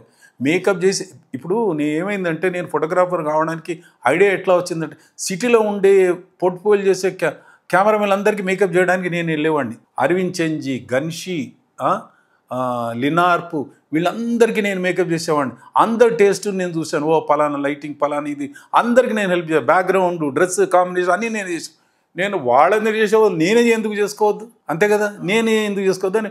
ఈవెన్ బ్యాక్గ్రౌండ్ వినండి, బ్యాక్గ్రౌండ్ పెయింటింగ్ కూడా నేనే చేసేవాడిని. బ్యాక్గ్రౌండ్ వేసి కాంట్రాస్ట్ మొత్తం అసెట్స్ అన్నీ కొనేసి పెట్టేసి షూట్ చేశాను. 20-25 సంవత్సరాలు నడిపించాను. Grand success. పెయింట్ ఆర్టిస్ట్గా ఎలా రానిచ్చానంటే ఇదంతా మన క్రెడిట్ అంతా మా నాన్నగారికి. మా నాన్నగారి పెయింటింగ్ చిన్నప్పటి నుంచి ఆయన పెయింటింగ్స్ వేసి చిన్నప్పటి నుంచి మమ్మల్ని డ్రాయింగ్ కాంపిటీషన్స్కి తీసుకొని వెళ్ళేవాడు. దాంట్లో నేను ఎగ్జిబిషన్ గ్రౌండ్లో జరిగిన పెయింటింగ్ కాంపిటీషన్ నేను ఫస్ట్ వచ్చాను. అప్పటి నుంచి నాకు కూడా ఇంట్రెస్ట్ వచ్చింది. మా బ్రదర్ కూడా పెయింటింగ్, రాఘవరాజ్ భట్, తను కూడా పెయింటింగ్ చేస్తాడు. ఈ పెయింటింగ్ చేసుకుంటూ మెల్లిమెల్లిగా చేయడము, ఆర్ట్ వర్క్ చేయడం, ఎక్కడైనా ఎగ్జిబిషన్స్ వెళ్తే ఆర్టిస్టులతోని టచ్లో ఉండేసి వాళ్ళ ప్లాన్ ఏంటి, వాళ్ళ కలర్ కాంబినేషన్ అట్లా నేర్చుకుంటూ still today I'm doing paintings. హ్యాపీగా ఐఎమ్ వెరీ హ్యాపీ. పేరెంట్స్కి అందరికీ ఇచ్చే ఒక సలహా ఉంది నాది ఏంటంటే, ఎవరైనా కానీ ప్రతి ఒక్క ఇంట్లో ఒక ఆర్ట్ అనేది ఉండాలి. పిల్లలకు కానీ వాళ్ళ తల్లిదండ్రులు కానీ వాళ్ళని ప్రోత్సహించాలి. సంగీతం కానివ్వండి, డాన్స్ కానివ్వండి, మ్యూజిక్ కానివ్వండి, పెయింటింగ్ కానీ, వంటలు కానివ్వండి, కాస్ట్యూమ్ డిజైన్ ఏదో ఒకటి నేర్చుకోండి. చదువే కాదు, ఇంజనీరింగ్, డాక్టర్, వాడు అది కావాలి ఇది కావాలి కానివ్వండి, మీరు ఏం కానిస్తారు. ఇది అడిషన్గా ఒక ఆర్ట్ కళను నేర్పించండి. వాళ్ళ జీవిత కాలంలో 15 ఏళ్లకు వాళ్ళకు ఉపయోగపడవచ్చు, 50 ఏట కూడా ఉపయోగపడవచ్చు, 70 ఏట కూడా ఇప్పుడు నేను రిటైర్డ్ అయిన హ్యాపీగా ఉన్నానంటే బికాస్ ఆఫ్ ది పెయింటింగ్. అట్లా ప్రతి వాళ్ళు కూడా నేను ఈ గుణగణాలు ఎక్కడ నేర్చుకున్నానంటే మెడ్రాస్లో 4:30 పొద్దున 5ంటికి వెళ్ళే ఆఫీస్కి వెళ్ళే టైంలో ఏమైందంటే, అక్కడ స్ట్రీట్స్లో వెళ్తే ఒక ఇంట్లో నుంచి సంగీతం వినబడేది, ఒక ఇంట్లో నుంచి వైలిన్ వినబడేది, ఒక ఇంట్లో నుంచి వీణా వినబడేది. చూసి ఎక్కడున్నాం మనం, ఇది ఎందుకు రాదు మన దగ్గర, ఇవి మన దగ్గర ఎందుకు కల్చర్ ఉంది కాబట్టి మనలో కూడా మన ఇంట్లో కూడా ఏదన్నా ఒక ఆర్ట్ ఉంటే చాలా మంచిది, ఎప్పటికైనా పనికొస్తుంది. ఈ సెల్ ఫోన్లు ఒకటి చెడగొట్టేస్తున్నాయి. సెల్ ఫోన్లు సాధ్యమైనంత వరకు పిల్లలకు తక్కువండి. Watch them behind what they are doing. వాళ్ళు ఎట్లా సెల్ ఫోన్లను ఆపరేట్ చేస్తున్నారు అనేది చూస్తూ ఉంటే మీ పిల్లలు మీ చేతిలో ఉంటారు. లేదనుకుంటే ఇక గాడ్ నోస్. రామజన్మభూమి వచ్చాక నా మనసులో రాముడి మీద ఏదో ఒక నా ప్రయత్నం చేయాలనుకున్నాను. పెయింటర్స్ అన్నీ ఏవో పెయింట్ చేస్తారు, రాముడి మీద ఒక కొత్త తరంగా ఎందుకు చేయొద్దన్న నా మనసులో తపన అయినప్పటి నుంచి నేను 1,000,000 రామనామాల స్మరణతో ఎన్నో పెయింటింగ్ చేశాను. కొన్ని వీలైన చోట అమ్మాను, ఇంకా కలెక్షన్ చాలానే అమ్మాను. నేను బయట దేశాలకు కానివ్వండి, ఇక్కడ కానీ ఇంకా కలెక్షన్ ఇంట్లో ఉంది. ఇట్లాంటి నా ప్రయత్నమే శ్రీరామ అనుకుంటూ రాసుకుంటూ నామాలతోని కొన్ని వేల రామనామాలతోని రాసి పెట్టాను. ఈ బ్యాక్గ్రౌండ్లో శ్రీరామ అనుకుంటూ ఉంటుంది. ఎవరు చేయలేరు. ఇంత చిన్నగా రాయాలంటే హెడేక్ వస్తుంది, మన మెడల్ నరాలు కానీ ఇట్లా ప్రతి బ్యాక్గ్రౌండ్లో శ్రీరామ అనుకుంటుంది నామాలు. ఈ బ్యాక్గ్రౌండ్తో రాసిన ఇంతవరకు నేను అనుకుంటా ఇంగ్లీష్లో, తెలుగులో, హిందీలో రాసిన వ్యక్తి ఎవరు లేరు. నా ఇన్నోవేటివ్ థింగ్ కావాలి, రాముడి మీద కావాలన్న తపంతోనే నేను ఈ పెయింటింగ్లు స్టార్ట్ చేశాను. ఇది నాకు ఒక 4 డేస్ పట్టింది. ఒకటి వారం రోజులు పడుతుంది. ఒకటి ఇప్పుడు ఒక పెయింటింగ్ చేశాను నేను 5x6 కూడా చేశాను. అది అమ్ముడు పోయింది. It's all depending on the mood అండి. ఎవరు ఏ పెయింటర్కైనా కానీ ఇది 20,000 వరకు పోతుంది. శ్రీరామ అనుకుంటూ రాస్తూనే ఉంటారు, శ్రీరామాని స్మరించుకుంటూనే రామ రామ అనుకుంటా. వి మీడియా న్యూస్ ద్వారా నేను మీకు మీ ముందు నేను వచ్చాను. నాకు ఇచ్చిన అవకాశంలో మీరు దీన్ని ఉపయోగించుకోండి. దీని ద్వారా నేను కింద మీకు మా నెంబరు ఇస్తారు. నన్ను కానీ సార్ని కానీ సంప్రదిస్తే నేను ఎంత అందుబాటులో ఉండే ధరలకు ఈ అరుదైన గిఫ్ట్ను మీ ఫ్రెండ్స్కి కానీ రిలేటివ్స్ కానీ ఇంట్లో కానీ కొత్త గృహప్రవేశాల్లో కానీ ఎంతోమందికి కొత్త ఇళ్ళు కట్టుకున్న వాళ్ళు చాలామందికి ఒక కొత్త ఇళ్ళని అయితే ఒక 50-60 మందికి ఇచ్చాను నేను. వాళ్ళంతా హ్యాపీ. ఏదో నేను దైవ నిర్ణయించినట్టుగా వాళ్ళు ఫీల్ అయిపోయారు. కొందరికైతే తెలియకుండా సడన్గా ఇస్తే ఇచ్చిన వాళ్ళందరూ హాల్లో పెట్టి ఫోన్ చేస్తారు, ఏమయ్యా రాగానే మీ దర్శనమే అవుతుంది మా ఇంట్లో. ఫోన్ చేయగానే ఫస్ట్ అదే అంటారు. ఒక ఆయన కొత్త హైటెక్ సిటీలో ఇల్లు కట్టాడు. ఆయన కట్టేసి నటరాజు నేను ఇల్లు తీసుకుంటే నీ పెయింటింగ్ అడ్వాన్స్గా తీసి పెట్టుకున్నాడు. ఆయన నీ వెంకటేశ్వర స్వామిది ఒకటి పెట్టేసుకున్నాడు. ఆయన ఇంకో ఆయన కూడా అంతే, వెళ్ళగానే ఫస్ట్ నీదే ఫోటో ఉంటుంది అంటే ఇంట్లో వెళ్ళి చూస్తే ఎదురుగా ఉంది. హ్యాపీ అన్నాను నేను. ఐ విల్ ఫీల్ హ్యాపీ అండి, సంతోషం. పెళ్ళిళ్ళల్లో నేను ఎక్కడికి వెళ్ళినా కానీ నేను అనుకుంటా నేను గిఫ్ట్గా ఒక 50-60 మందికి ఇచ్చానండి గిఫ్ట్గా. I don't mind. వాళ్ళని బట్టి ఓ చిన్నదా పెద్దదా అని డిసైడ్ చేసుకొని వాళ్ళ చేతిలో పెట్టి పంపించాను. అరుదైనదని మీరు అన్నారు కదా, లేని ఒక కొత్తదనాన్ని తీసుకొచ్చే పెయింటింగ్ ఉండాలి. అందరు చేసేది ఇప్పుడు మీరు ఆయిల్ పెయింట్ ఇవన్నీ అందరు చేస్తారు. లేని కొత్తదనాన్ని చూడ రామారామ ఉందా దీంట్లో, ఓ నాయను ఎంత బాగా చేశారండి అంటే ఐ ఫీల్ హ్యాపీ. కొంటారా కొనరా బాగుందా లేదు కానీ అందరూ కాన్సన్ట్రేషన్ చేస్తారు దాంట్లో. కాబట్టి నేను హ్యాపీగా ఫీల్ అవుతున్నాను. నాకు అవార్డ్స్ విషయంలోకి వస్తే రాజీవ్ రత్న ఇది అరుదైన అవార్డు, నేషనల్ అవార్డు నాకు ఇచ్చారు. తర్వాత ఆంధ్ర అసోసియేషన్ రాయ్పూర్ సంస్థ ద్వారా వాళ్ళు కూడా సెలెక్టెడ్ పర్సన్గా మన తెలంగాణ నుంచి నన్ను సెలెక్ట్ చేసుకొని పూర్ణ కళాభూషణ్ అని నాకు అవార్డు ఇచ్చారు. తర్వాత బుల్లితెర అవార్డ్స్ అప్పట్లో టీవీ సీరియల్స్కి అవార్డ్స్ వచ్చేవి. నాకు కూడా ఆ రోజు బుల్లితెర అవార్డు ఇచ్చారు. నంది అవార్డులలో ఫస్ట్ సీరియల్కు 5 నందులు, తర్వాత సమత దానికి 2 నంది అవార్డులు వచ్చాయి. సుమ ఉత్తమ నటి, సుమ తన యాక్ట్ చేసింది. తర్వాత బెంగళూరు పద్మకు ఒక అవార్డు వచ్చింది. ఇవే కాకుండా నాకు చిన్న అవార్డులు ఎన్నో వచ్చాయి. ఈ అవార్డుల మీద చెప్పాలంటే ఎంకరేజ్ చేసినట్టుగా మనం ఇంకా చేయాలి, ఇంకా అవార్డు తీసుకోవాలి అన్న తపన నాలో ఎప్పటికీ ఉంటుందండి. ఈ అవార్డు ఇచ్చారంటే బాధ్యతగా ఉంటుంది. కాబట్టి ఇంకా రావడానికి మనం ప్రయత్నించాలి. కుటుంబ సహకారం అంటే మొదట్లో మా నాన్నగారు, తర్వాత అమ్మగారు, తర్వాత నా భార్య, మా పిల్లలందరూ సహకరించారు. నేను ఇప్పుడు ఫ్రీగా ఐఎమ్ హ్యాపీగా నేను నా ఉద్యోగం నా బాధ్యతలు తీర్చుకుంటూ ఏకాంతంగా కూర్చొని నా పెయింటింగ్ చేసుకుంటూ నా జీవనాన్ని సాగిస్తున్నానండి. పెయింటింగ్స్ అంటే కలర్ కాంబినేషన్, మనకు మూడు ఎట్లా ఉన్నా ఇంట్లో కానీ బయట కానీ ఎట్లా ఉన్నా రంగులు కానీ రామనామాన్ని చూసుకుంటూ పెయింటింగ్ చేస్తుంటే ఆ సంతోషం అందరికీ కలుగుతుంది. మీరు కూడా పెయింటింగ్స్ కానీ నేను ఇందాకే చెప్పాను, నేను ఆ కల్చర్ అనేది మన దాంట్లో ఏదైనా కానీ ఒకటి నేర్చుకోండి అని చెప్తున్నాను. అనుభూతి ఎక్సలెంట్ అనుభూతి అండి, మనం మర్చిపోలేం. యువత ఇచ్చే సందేశం ఏమిటంటే health is loss, everything loss. ఆరోగ్యం పోయింది అంత సర్వనాశనం. కాబట్టి ఇప్పటి గురించి ఆలోచించకండి, వెనకాల ఉంది మీ ఫ్యూచర్. దాన్ని ఆలోచించండి, నలుగురికి చెప్పండి, నలుగురితో కలిసి ఉండండి, తల్లిదండ్రులతో కలిసి ఉండండి, అందరితో ప్రేమతో ఉండండి. లైఫ్ ఒకటే, జీవితం ఒక్కటే మనకు. దీన్ని వాడుకోండి, దీన్ని నలుగురితో సంతోషంగా ఉండండి. సంతోషంగా ఉంటే నలుగురు మన పక్క వాళ్ళు అందరూ సంతోషంగా ఉంటారు, అంతే. అంతకంటే జీవితం ఏమీ లేదు.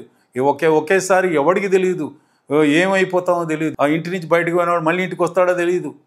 కాబట్టి ఉన్నంతసేపు అందరితో సంతోషం, హ్యాపీనెస్, ముఖంలో హ్యాపీ, అందరిలో హ్యాపీనెస్ను పంచుతూ మీరు కూడా ఉండండి. అదే సంతోషం. జీవితం అంటేనే అది, అంతకంటే మించింది ఏమీ లేదు. లింగ వినాయకుడి గురించి చెప్పాలంటే నేను ఒక 15 ఏళ్ల కింద వేస్తూ నాకు అర్థం కాలేదు, టకీన డ్రా చేస్తుంటే లింగం వచ్చేసింది, వినాయకుడిలాగా షేప్ వచ్చేసింది. తర్వాత నాకే తెలియదు, నా అసిస్టెంట్ ఒక లేడీ ఉండే ఆవిడ వచ్చి చూసి, సార్ ఏం సార్ లింగం వచ్చింది, వినాయకుడు వచ్చాడు, ఇదేం సార్ అంటే నేనే ఆశ్చర్యపోయి లేచి నమస్కారం పెట్టి దాన్ని ఎలివేట్ చేసేసి దాన్ని చేసిన తర్వాత అదే పెయింటింగ్ ఫస్ట్ నా ఎదురుగా ఉండే ఒక ఆఫీసర్ ఆయన వచ్చి ఎదురుగా చిట్ ఫండ్ ఆయన ఉండొచ్చి నాకు నచ్చిందండి నటరాజు గారు ఎంత అంటే నా నోట్ల నుంచి 5,000 అండి అన్న. ఫస్ట్ పెయింట్ ఆయనే తీసుకున్నాడు. తర్వాత పెయింట్లు కనీసం నేను అనుకుంటా ఓ 200-300 పెయింటింగ్లు అమ్మానండి నేను. అవి ఇచ్చిన వాళ్ళు ఏదైనా పర్వాలేదు, ఎందుకంటే నాకే తెలియదు అది నా చేతనే ఇది ఇట్లా ఎట్లా వచ్చిందనేది నాకే తెలియదు. కాబట్టి లింగ వినాయకుడు వేస్తూ పోయాను. రాయపూర్లో ఉన్నప్పుడు రాయపూర్లో కూడా అంతే, ఒక లేడీ వచ్చింది ఇంటీరియర్ డెకరేటర్.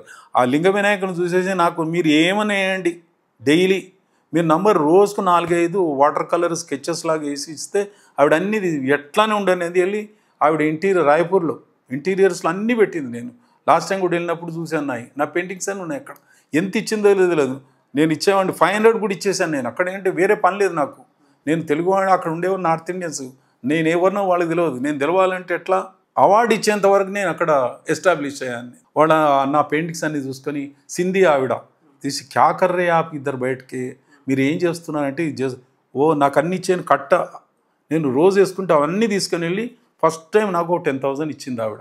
అమ్మ బాబోయ్ అనుకొని ఇక నేను రోజు ఆఫీస్లో అంతటా నా పెయింటింగ్స్ అక్కడ లింగ వినాయకుడు అందరికీ ఏ క్యాయర్ లిఖో ఉదర్ లింగ వినాయక్ అంటే వాళ్ళందరూ హ్యాపీ, సంతోషం. నా ఇన్నోవేషన్, నా క్రియేటివిటీ కాబట్టి ఐ ఫీల్ హ్యాపీ. ఇదే లింగ వినాయక్. దీంట్లో ఎన్నో రకాలుగా త్రిశూలం పెట్టాను, దీంట్లో లింగ ఆకారము, తర్వాత వినాయకుడి షేపు, తొండము, ఇవన్నీ డ్రా చేసుకుంటూ ఎన్నో ఏళ్ల నుంచి ఫస్ట్ నా ఆర్ట్ వర్క్ ఇది. అందరూ అప్రిషియేట్ చేసిన వర్క్ ఇది.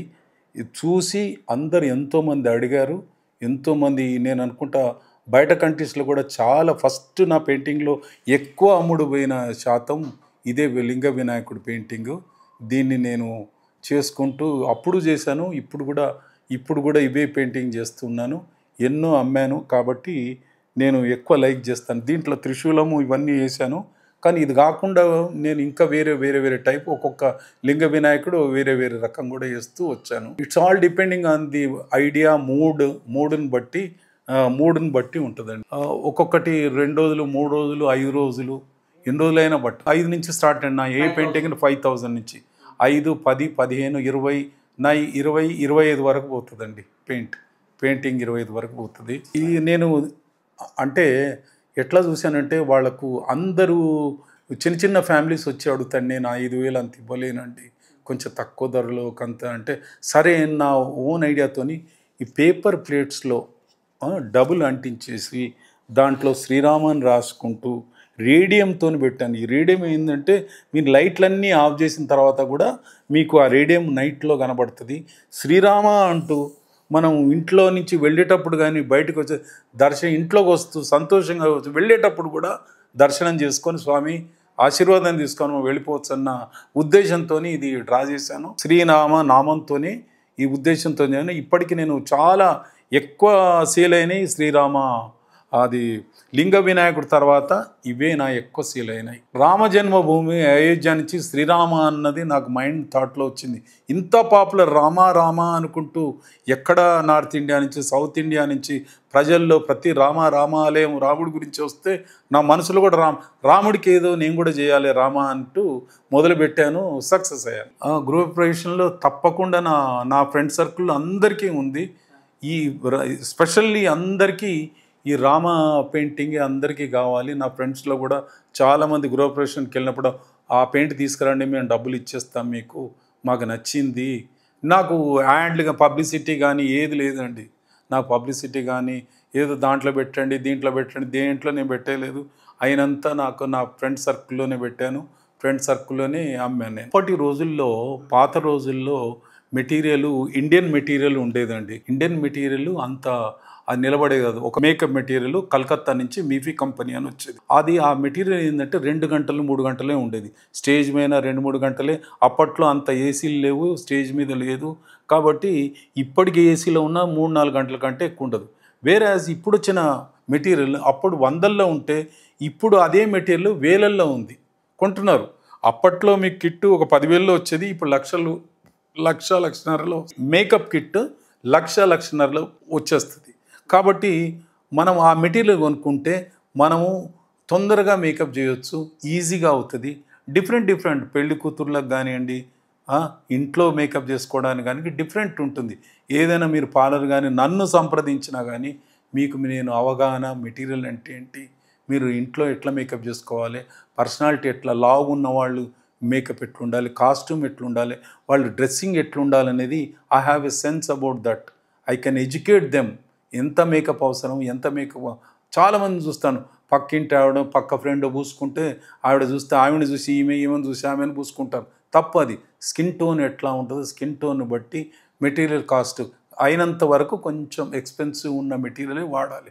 లోకల్ వాడడం వల్ల స్కిన్కి ఎఫెక్ట్ అయ్యే ప్రమాదం ఉంది కాబట్టి వాడకండి. మంచి మెటీరియల్, మంచి బ్రాండ్. అప్పట్లో మేము మా నాలెడ్జ్ను ఉపయోగించేవాళ్ళం. షాప్స్కి వెళ్ళి ఇది కావాలి. ఇప్పుడు ఏం లేదు, షాప్కి వెళ్తే దాంట్లో సేల్స్ గర్ల్స్ కానీ సేల్స్ బాయ్స్ కానీ వాళ్ళే చెప్తారు, మీ స్కిన్ టోన్కి ఇది ఉంటుందండి, ఇది వాడండి. అన్నీ కాస్ట్లీ, ఎక్స్పెన్సివ్. ఇప్పుడు అంతా పెరిగిపోయింది. మీరు వాళ్ళే చెప్పేస్తారు. ఒకరోజు మేకప్ వేసుకొని చూసుకోవాలి. లేదనుకుంటే ఏమండి, నా దగ్గరికి వచ్చినా పర్వాలేదు, వచ్చి ఈ మెటీరియల్ కొన్నాను, ఎట్లా అండి, ఇది వాడొచ్చా లేదా, నన్ను సంప్రదించినా కానీ నేను free of cost I'll give a suggestion. ఇప్పుడు ఎట్లా ఉందంటే, డబ్బు ఉన్నవాడు మంచి మెటీరియల్ కొంటాడు, మేకప్ మెటీరియల్ కొంటాడు. మేకప్ తీయడానికి కూడా డబ్బు ఉన్నవాడు మంచి లోషన్స్ వాడతాడు. ఇప్పుడు లేనివాడికా ఉన్నవాడికా అన్న సందేహం ఇక్కడ. కాబట్టి నార్మల్ ఇన్ జనరల్ ఉండేవాళ్ళు ఏం చేయాలనుకుంటే, మేకప్ వేసిన లైట్ మెటీరియల్స్ కొంచెం మీ బడ్జెట్లో ఉండే మేకప్ మెటీరియల్ వేసేసుకొని వెళ్ళేటప్పుడు, పెళ్ళికో మీ ఇంట్లో ఫంక్షన్ అయినప్పుడు వేసుకొని తీసేటప్పుడు మాత్రం కాస్త జాగ్రత్తగా కొబ్బరి నూనె వాడితే చాలు, లేదా ఎనీ గ్లిజరిన్ సోప్ వాడితే చాలు. దాంతో ఆయిల్ మేకప్ రిమూవర్ లోషన్స్ ఎన్నో దొరుకుతున్నాయి. లేదు కాదనుకుంటే హాయిగా కొబ్బరి నూనె పెట్టి దూడ్చండి. ఐబ్రోస్ గీసిన, లిప్స్టిక్ ఉన్న కొబ్బరి నూనె, లేకపోతే వెట్ పేపర్లు దొరుకుతాయి, వెట్ టిష్యూతో దూడ్చేసుకొని వేడి నీళ్ళు వామ్ వాటర్తో దూడ్చేస్తే ఉంటుంది. సోప్ వాడాలి, స్కిన్ కరెక్ట్గా ఉండాలంటే మంచిగా గ్లిజరిన్ సోప్ వాడండి. The best soap. మన స్కిన్ మంచిగా ఉండాలనుకుంటే గ్లిజరిన్ సోప్. హైదరాబాదులో మేకప్ ప్రస్తావన మా నాన్నగారు చెప్పిన సంఘటన ఒకటి చెప్తాను మీకు.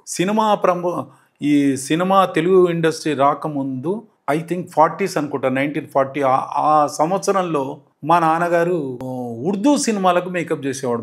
మా నాన్న పేరు గోపాలరాజ్ భట్. ఆయన ఉర్దూ సినిమాలకు మేకప్ చేసేవాడు మా నాన్నగారు. చేస్తున్న సందర్భంలో ఉర్దూ సినిమాలకు బాంబే నుంచి అందరు ఆర్టిస్టు వచ్చి వాళ్ళంతా రాక్ క్యాజిల్ హోటల్ అని ఉంది. రాక్ క్యాజిల్ హోటల్లో అందరు బస చేసేవాళ్ళంతా, కెమెరా టెక్నీషియన్స్ ఉండేవాళ్ళు. మేకప్కు మా నాన్నగారు బాంబే నుంచి ఒకరు వచ్చారు. మా ఫాదర్ పెయింటర్ కావడం వల్ల he knows everything, each and everything. ఈ హైదరాబాద్ నుంచి మా నాన్న తీసుకునేవాళ్ళు. ఆయన మేకప్ చేసేవాళ్ళు. తెలియని విషయం మీకు చెప్పాలనుకుంటే ఒక విషయం చెప్తాను. మనకు తెలుగు తమిళ సినిమాల కంటే మొదలు తెలంగాణలో ఉర్దూ సినిమాల షూటింగ్ జరిగేది. ఈ విషయం మా నాన్నగారు నాకు చెప్పారు. మా నాన్నగారు మేకప్ చేసేది ఎక్కడ షూటింగ్ జరిగేదంటే అంబర్పేటలో జిందా తిలస్మాత్, అది షెడ్, దాంట్లో షూటింగ్ జరిగేది. మా నాన్నగారు చెప్పారు.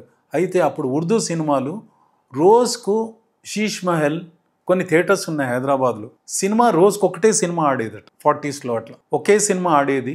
వాళ్ళు 11 o'clock ఏదో నమాజ్ టైంలో బ్రేక్ ఇచ్చేవాళ్ళు. 2 బ్రేక్లు ఉండేదట. మా నాన్న చెప్పిన విషయం నేను చెప్తున్నాను. 2 బ్రేక్లు ఉండేది. ఒకే రోజుకు ఒక్క సినిమా మాత్రమే ఆడేది. 3-4 షోలు లేవు. Morning show, first show, second, third show లేదు.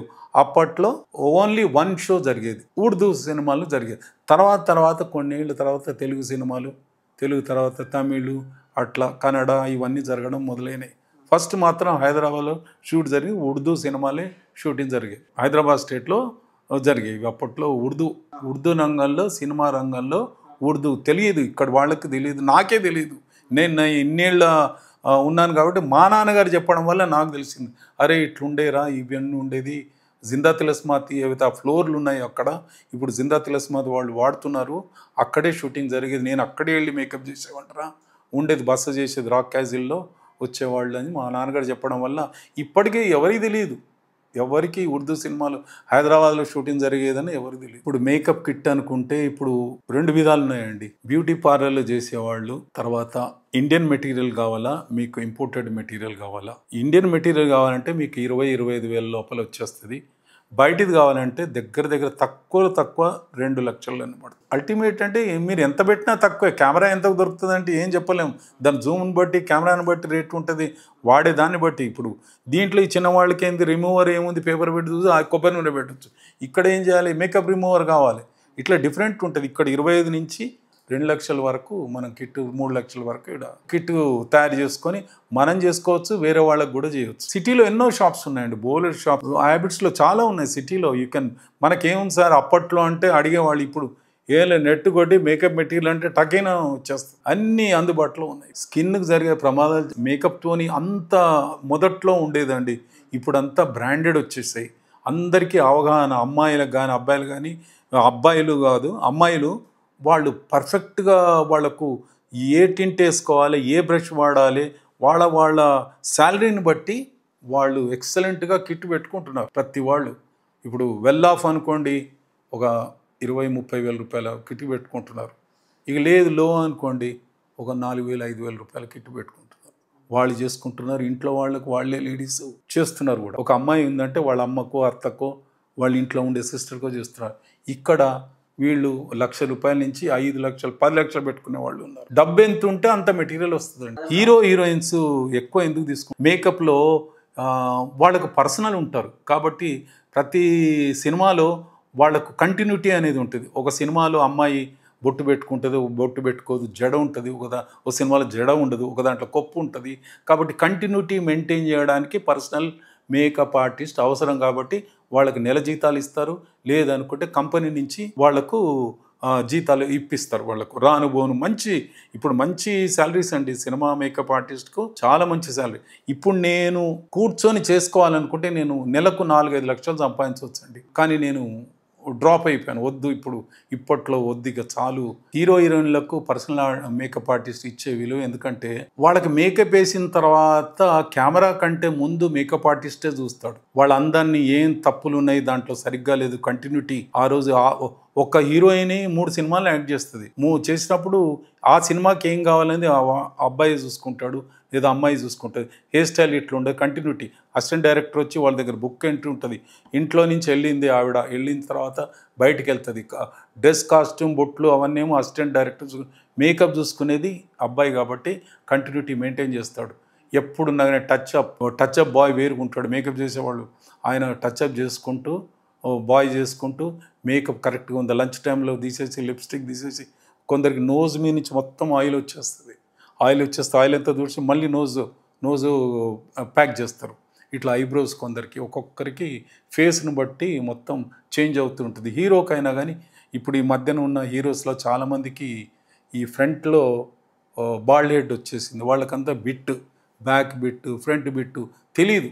చాలామంది వాడుతున్నారు, ఇప్పుడు వాడతారు. ఆ కంటిన్యూషన్ అంతా చూసుకునేది మేకప్ ఆర్టిస్ట్. కాబట్టి గుడ్ శాలరీస్, వాళ్ళకు రానుబోను, ప్లస్ బత్తాలు ఉంటాయి, అన్నీ ఉంటాయి. Well off they are. అంటే చిన్న ఫంక్షన్స్కి వెళ్ళినప్పుడు కాకుండా మేకప్ ఆర్టిస్ట్ లేకపోతే ఏంటంటే, ఒక తల్లి కూతుర్ని ఎట్లయితే చూసుకుంటుందో అట్లా చూసుకుంటూ ఉంటారు మేకప్ ఆర్టిస్ట్. చూసుకుంటే ఏంటంటే ఇదేంటంటే మొత్తం చేసిన మేకప్ రెడీగా రాలే, ప్రింట్ అయ్యి ఒక బొమ్మలాగా రాలే, పూసిందే. కాబట్టి ఎక్కడైనా చేయి తగలొచ్చు, ఎక్కడైనా లిప్స్టిక్ జారవచ్చు, ఎక్కడైనా ఐబ్రోస్ ఏమన్నా కావచ్చు.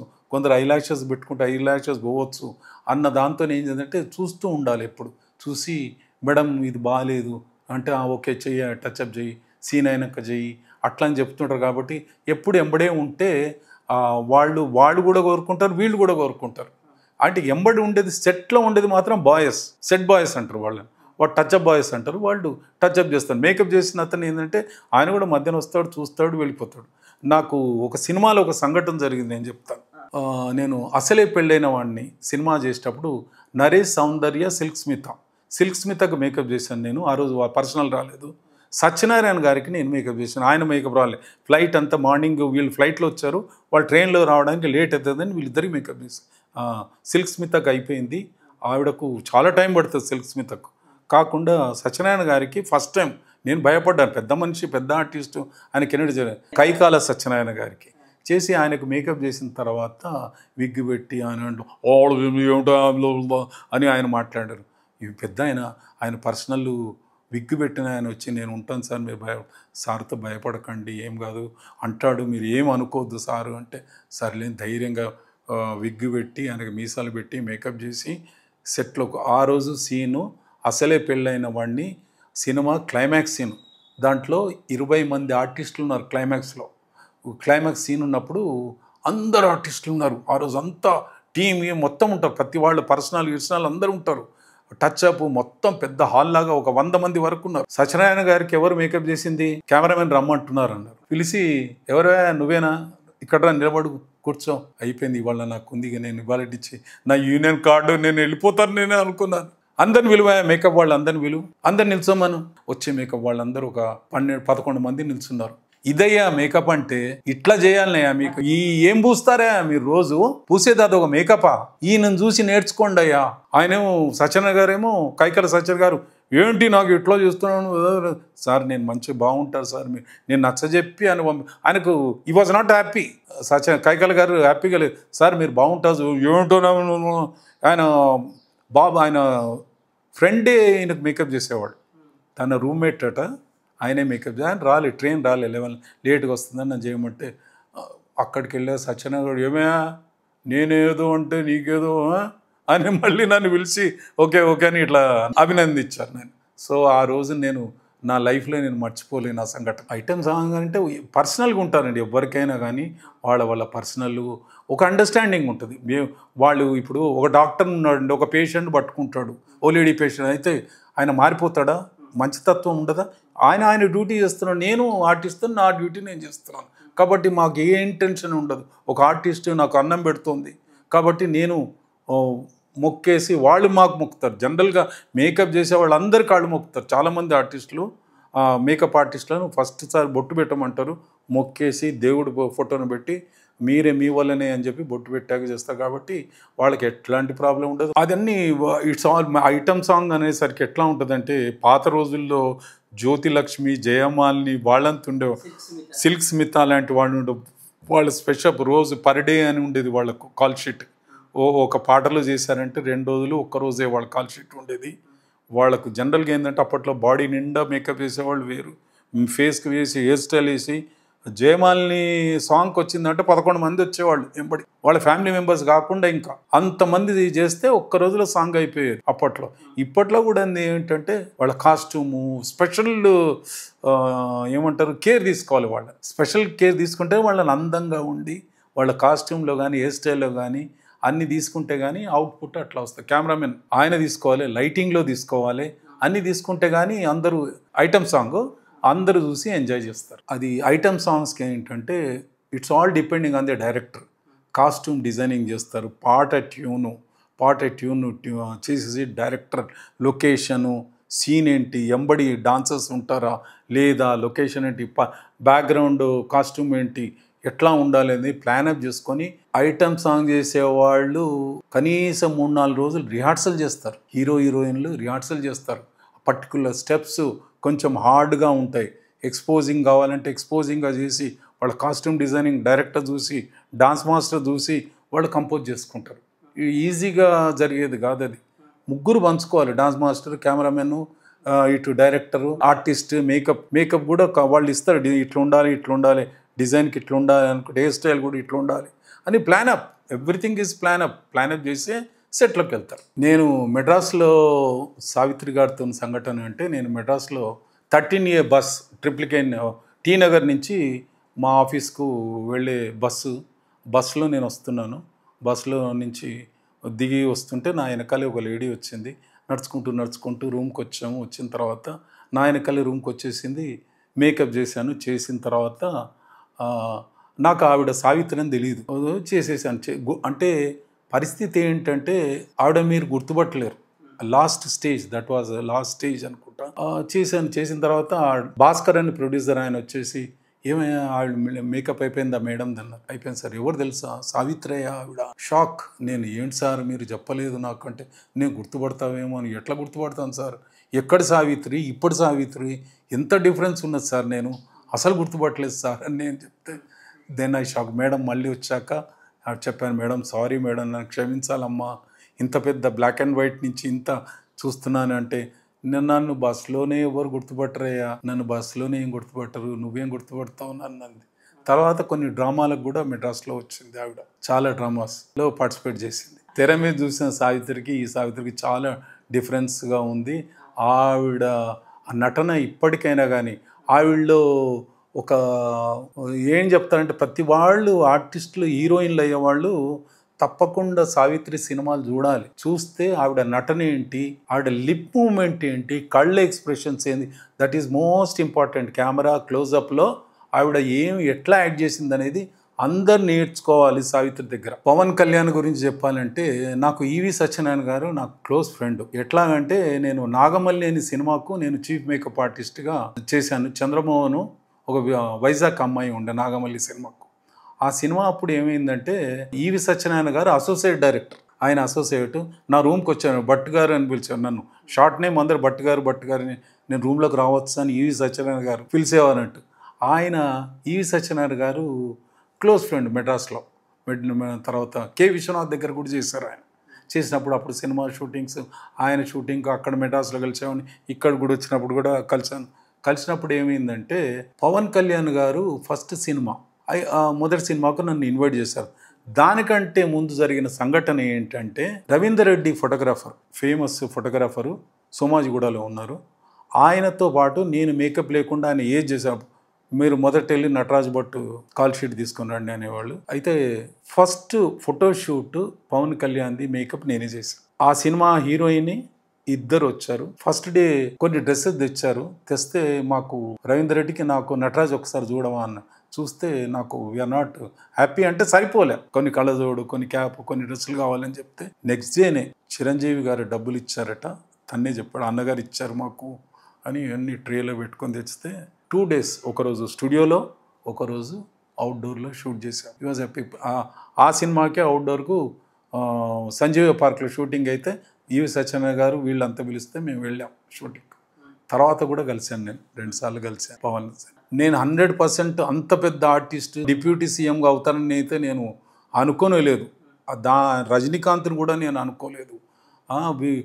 అసలు మనం ఎప్పుడైనా కానీ ఎవ్వరిలో ఏ టాలెంట్ ఉంటుంది అనేది ఎప్పుడు తప్పుగా అనొద్దు. ఎవ్వరు లోపల ఏం దాగి ఉందో పైవాడికే తెలుస్తుంది. కాబట్టి పవన్ కళ్యాణ్ కూడా ఎక్స్ప్రెషన్స్, ఆయన వైజాగ్లో గురువు గారు ఉండేవారు, ఆయన అండర్ ట్రైనింగ్కి వెళ్ళారు. వైజాగ్లో పెద్ద పెద్ద హీరోలంతా ఆయన దగ్గర ట్రైనింగ్కి వెళ్తారు. హార్స్ రైడింగ్ కానివ్వండి, ఆయన దగ్గర తెలుగు వాకబులరీ, తెలుగు ఎట్లా మాట్లాడాలి, అట్లా ట్రైన్డ్ అయిన వాళ్ళే అన్నట్టు. ఆ ట్రైన్డ్ అయిన వాళ్లకు మంచి క్లాసెస్ చెప్తాడు ఆయన. ఆ బ్యాచ్లోనే పవన్ కళ్యాణ్ గారు కూడా. కాబట్టి అప్పట్లో well he has given very good poses, మంచి డ్రెస్సెస్ ఇచ్చి అవుట్డోర్ ఇండోర్లో బాగా షూట్ జరిగింది. Excellent. He has given invited. ఆయన కొత్త కారు కొన్నారు. అప్పుడు కార్లో మమ్మల్ని కూర్చొని పెట్టి రాక్యాజిల్లో ఒక ట్రిప్ కూడా వేసాడు.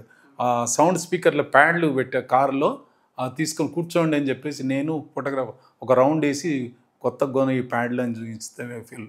చిరంజీవి గారు ఫస్ట్ సినిమా లూప్స్ అంటారు. సినిమా అప్పట్లో రీల్లో వచ్చేవి కాదు, లూప్ అంటారు. ఒక ఫిల్ము ఒక సీనే ఇట్లా అని వెళ్ళి వస్తుంది అన్నట్టు. అట్లా లూప్లని తీసుకొని చిరంజీవి గారు ఫ్రెండ్స్ ఫియట్ కార్లో ఒక 7-8 మంది వచ్చారు. వచ్చేసి ఆ స్టూడియోలో కూర్చున్నారు. వాళ్ళు నాకు చిరంజీవి గారు అని తెలియదు. మేము మా ప్రొడ్యూసర్ మేము వేరే కూర్చున్నాం, వాళ్ళు వేరే కూర్చున్నారు. ఇంతలో మా బాక్స్ రాలేదు, మాదేమో సినిమా, వాళ్ళది లూప్ బాక్స్ రాలేదు, మాది రాలేదు, వాళ్ళది రాలేదు. ఇంతలో ఏమైంది, మాది లేట్గా వస్తుందని మాకు మెసేజ్ వచ్చింది. ఇంతలో చిరంజీవి నా దగ్గరికి వచ్చారు. చిరంజీవి గారు వచ్చి, మీకు ఇంకా టైం ఉంది కదా సార్, మేము ఈ లూప్లు వేసుకుందాము అంటే తప్పకుండా అని చెప్పేసి మమ్మల్ని కూడా రమ్మన్నారు.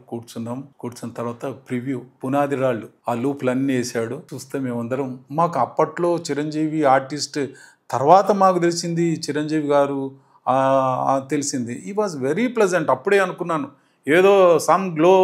ఈ సినిమాలు కూడా అట్లాగే ఉంది. దాని కళ్ళు వీళ్ళు అప్పట్లో చాలా ఇట్లా కనబడు సీన్లు, కొన్ని లూప్లు అన్నీ చిన్న చిన్న బిట్ కర్రని ఇట్లా వెళ్ళిపోతుంది.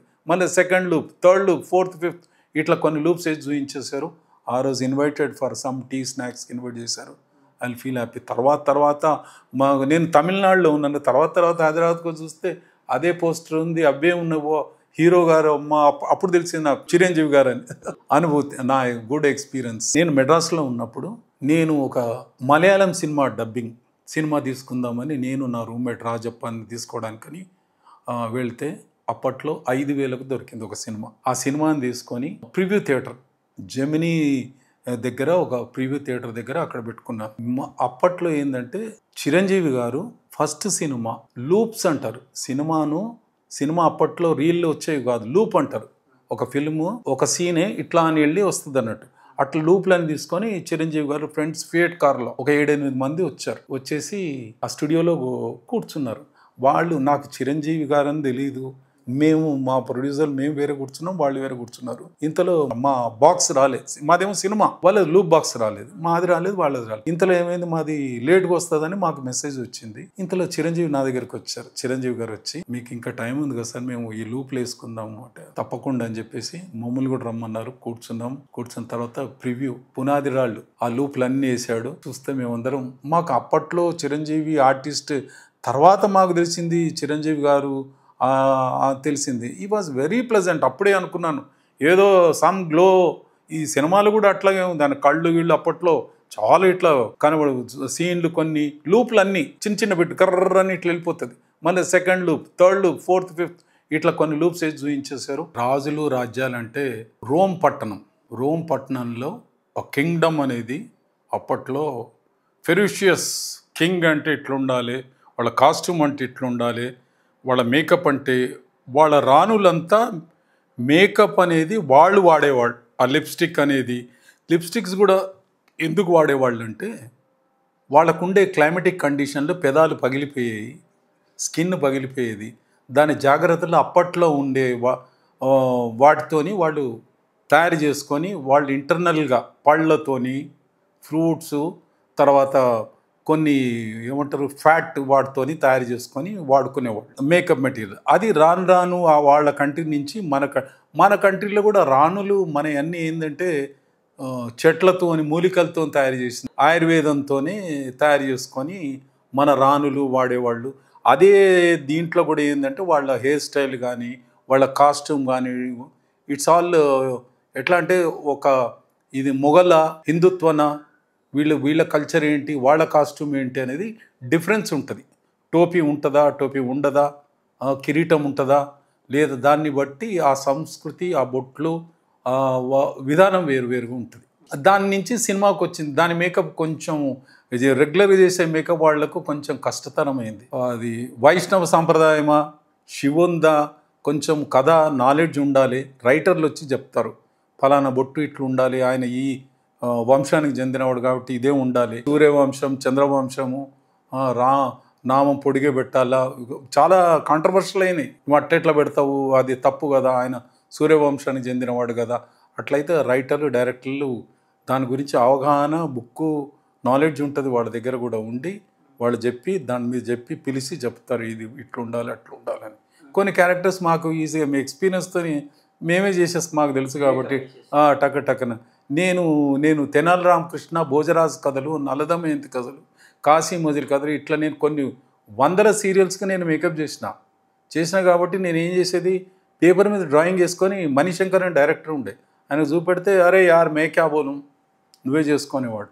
నేను టైం ఇచ్చేవాడిని, 11:30కి రండి అంటే అందరూ వెళ్ళిపోయేవాళ్ళు, ఎందుకంటే టైం పడుతుంది కాబట్టి వెళ్ళిపోయేవాళ్ళు. పుచ్చా రామకృష్ణ బొనిడా టైప్ గెటప్, గ్రీన్ కలర్ పెట్టి, చెవులు అంటించి, ముక్కు అంటించి చేస్తే ఎక్సలెంట్. ఆయన గెటప్ చూడడానికే సీరియల్ చూసేవాడు. టిపికల్ మేకప్ అని అప్పట్లో నాగేశ్వరరావు పర్సనల్ వచ్చి అందరూ, అప్పుడు రామ్ గోపాల్ వర్మ, నాగార్జున వాళ్ళందరూ సినిమా ఫస్ట్ సినిమా షూటింగ్కు అన్నపూర్ణలో ఉండేవాళ్ళు. వాళ్ళందరూ వచ్చి మా షూటింగ్స్ అన్నీ చూసేవాళ్ళు. అన్నపూర్ణ స్టూడియోలో నేను కనీసం ఒక 7 ఏళ్ళు, పద్మాలయలో ఒక 10 ఏళ్ళు మేకప్ రెగ్యులర్. పొద్దున 3:30 లేచి వెళ్ళేవాడిని. 3:30-4కి లిబర్టీ దగ్గర ఉంటే నా అసిస్టెంట్లు 4 నువ్వు అటెళ్ళు, నువ్వు ఇటెళ్ళు, నువ్వు అటెళ్ళు అని చెప్పేవాడిని. మెయిన్ క్యారెక్టర్ చేసేవాడిని. అందరితో గొడవ, నువ్వు ఈయన ఉండనే ఉంటాడే అంటే ఎంతమందికని నేను మేకప్ చేయను. కాబట్టి మెయిన్ క్యారెక్టర్స్ ఎక్కడెక్కడ అవసరం ఉందో వాళ్లకు వెళ్ళి నేను చేసి వాడితో ఉండేవాడిని. నేను అప్పట్లో చెప్పాలంటే నేను ఎక్కువ యాడ్లకు నాకు ఇచ్చేవాళ్ళు. హయ్యెస్ట్ పేమెంట్ యాడ్కు 5,000 ఇచ్చేవాడు నాకు. అంతే, నాకు 5 మేకప్ ఆర్టిస్ట్గా 5,000 నాకు యాడ్. ఎక్కువ నాకు మన రామోజీ ఫిల్మ్ సిటీలో జరిగింది. నేను నా కార్లో నా కిట్ పెట్టుకొని ఒక అసిస్టెంట్ తీసుకొని 1 డే షూటింగ్ ఉండేది. కావాలంటే నైట్ రావాలంటే రూమ్ ఇచ్చేవాడు నాకు. హెయిర్ డ్రెస్సర్ పేమెంట్ వేరు, ఒక్కరు ఇద్దరు ఉండేది యాడ్లు అంతే. ఎక్కువ బాంబే యాడ్లు హీరోయిన్లకు 2,000, 2,500 అప్పుడు ఇచ్చాడు. ఇప్పుడు ఎక్కువ అయిపోయింది. అప్పట్లో హీరోయిన్కి నేను అనుకుంటా వాళ్ళు పర్సనల్ మేకప్ చేసే వాళ్లకు 2,000, 3,000 కంటే ఎక్కువ ఉండేది కాదు. తర్వాత కంపెనీ నుంచి ఇచ్చే కన్సాలిడేటెడ్గా 40,000, 50,000 అట్లా ఉండేది ఇచ్చేది. కంపెనీ నుంచి ఇచ్చేది వేరు, సినిమా మేకప్కి ఇచ్చేది వేరు.